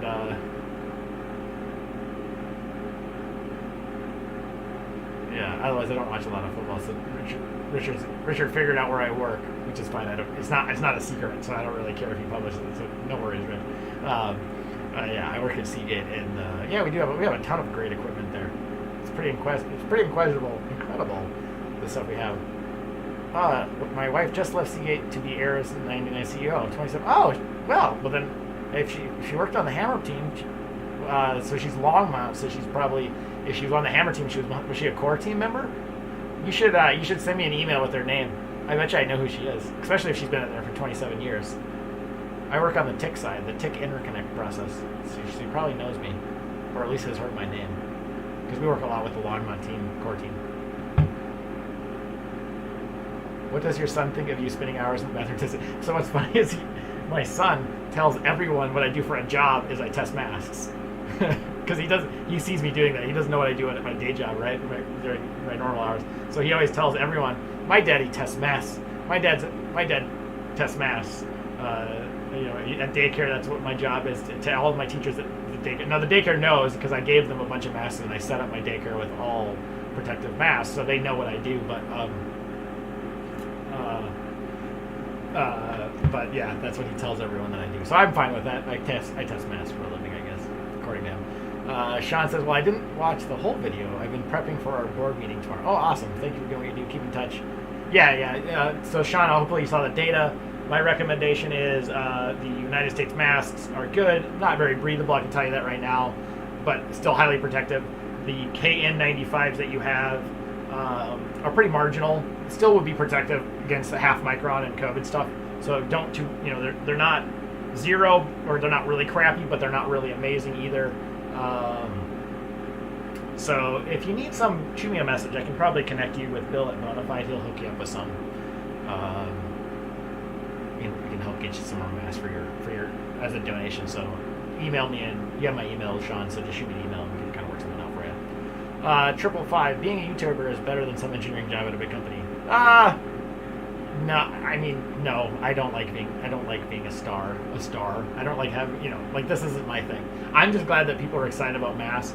I only keep doing this because every time I do a live stream, I see all these questions. I'm like, okay, so people are really still wanting to know more about masks. So I somehow know about it, and I happen to have the right equipment. And now, because I have this YouTube channel, all these people send me the masks. So at least I can review them and give concepts and give feedback to people. So, I mean, the fact that people do this, really enjoy it. So, I do what I can.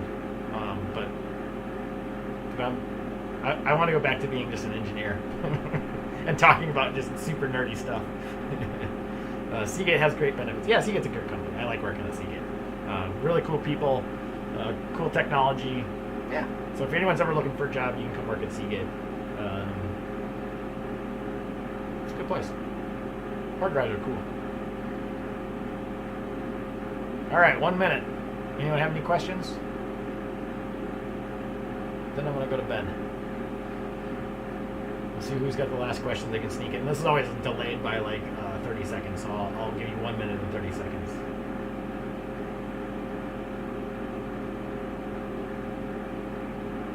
What's the key to happiness? Wear a good mask.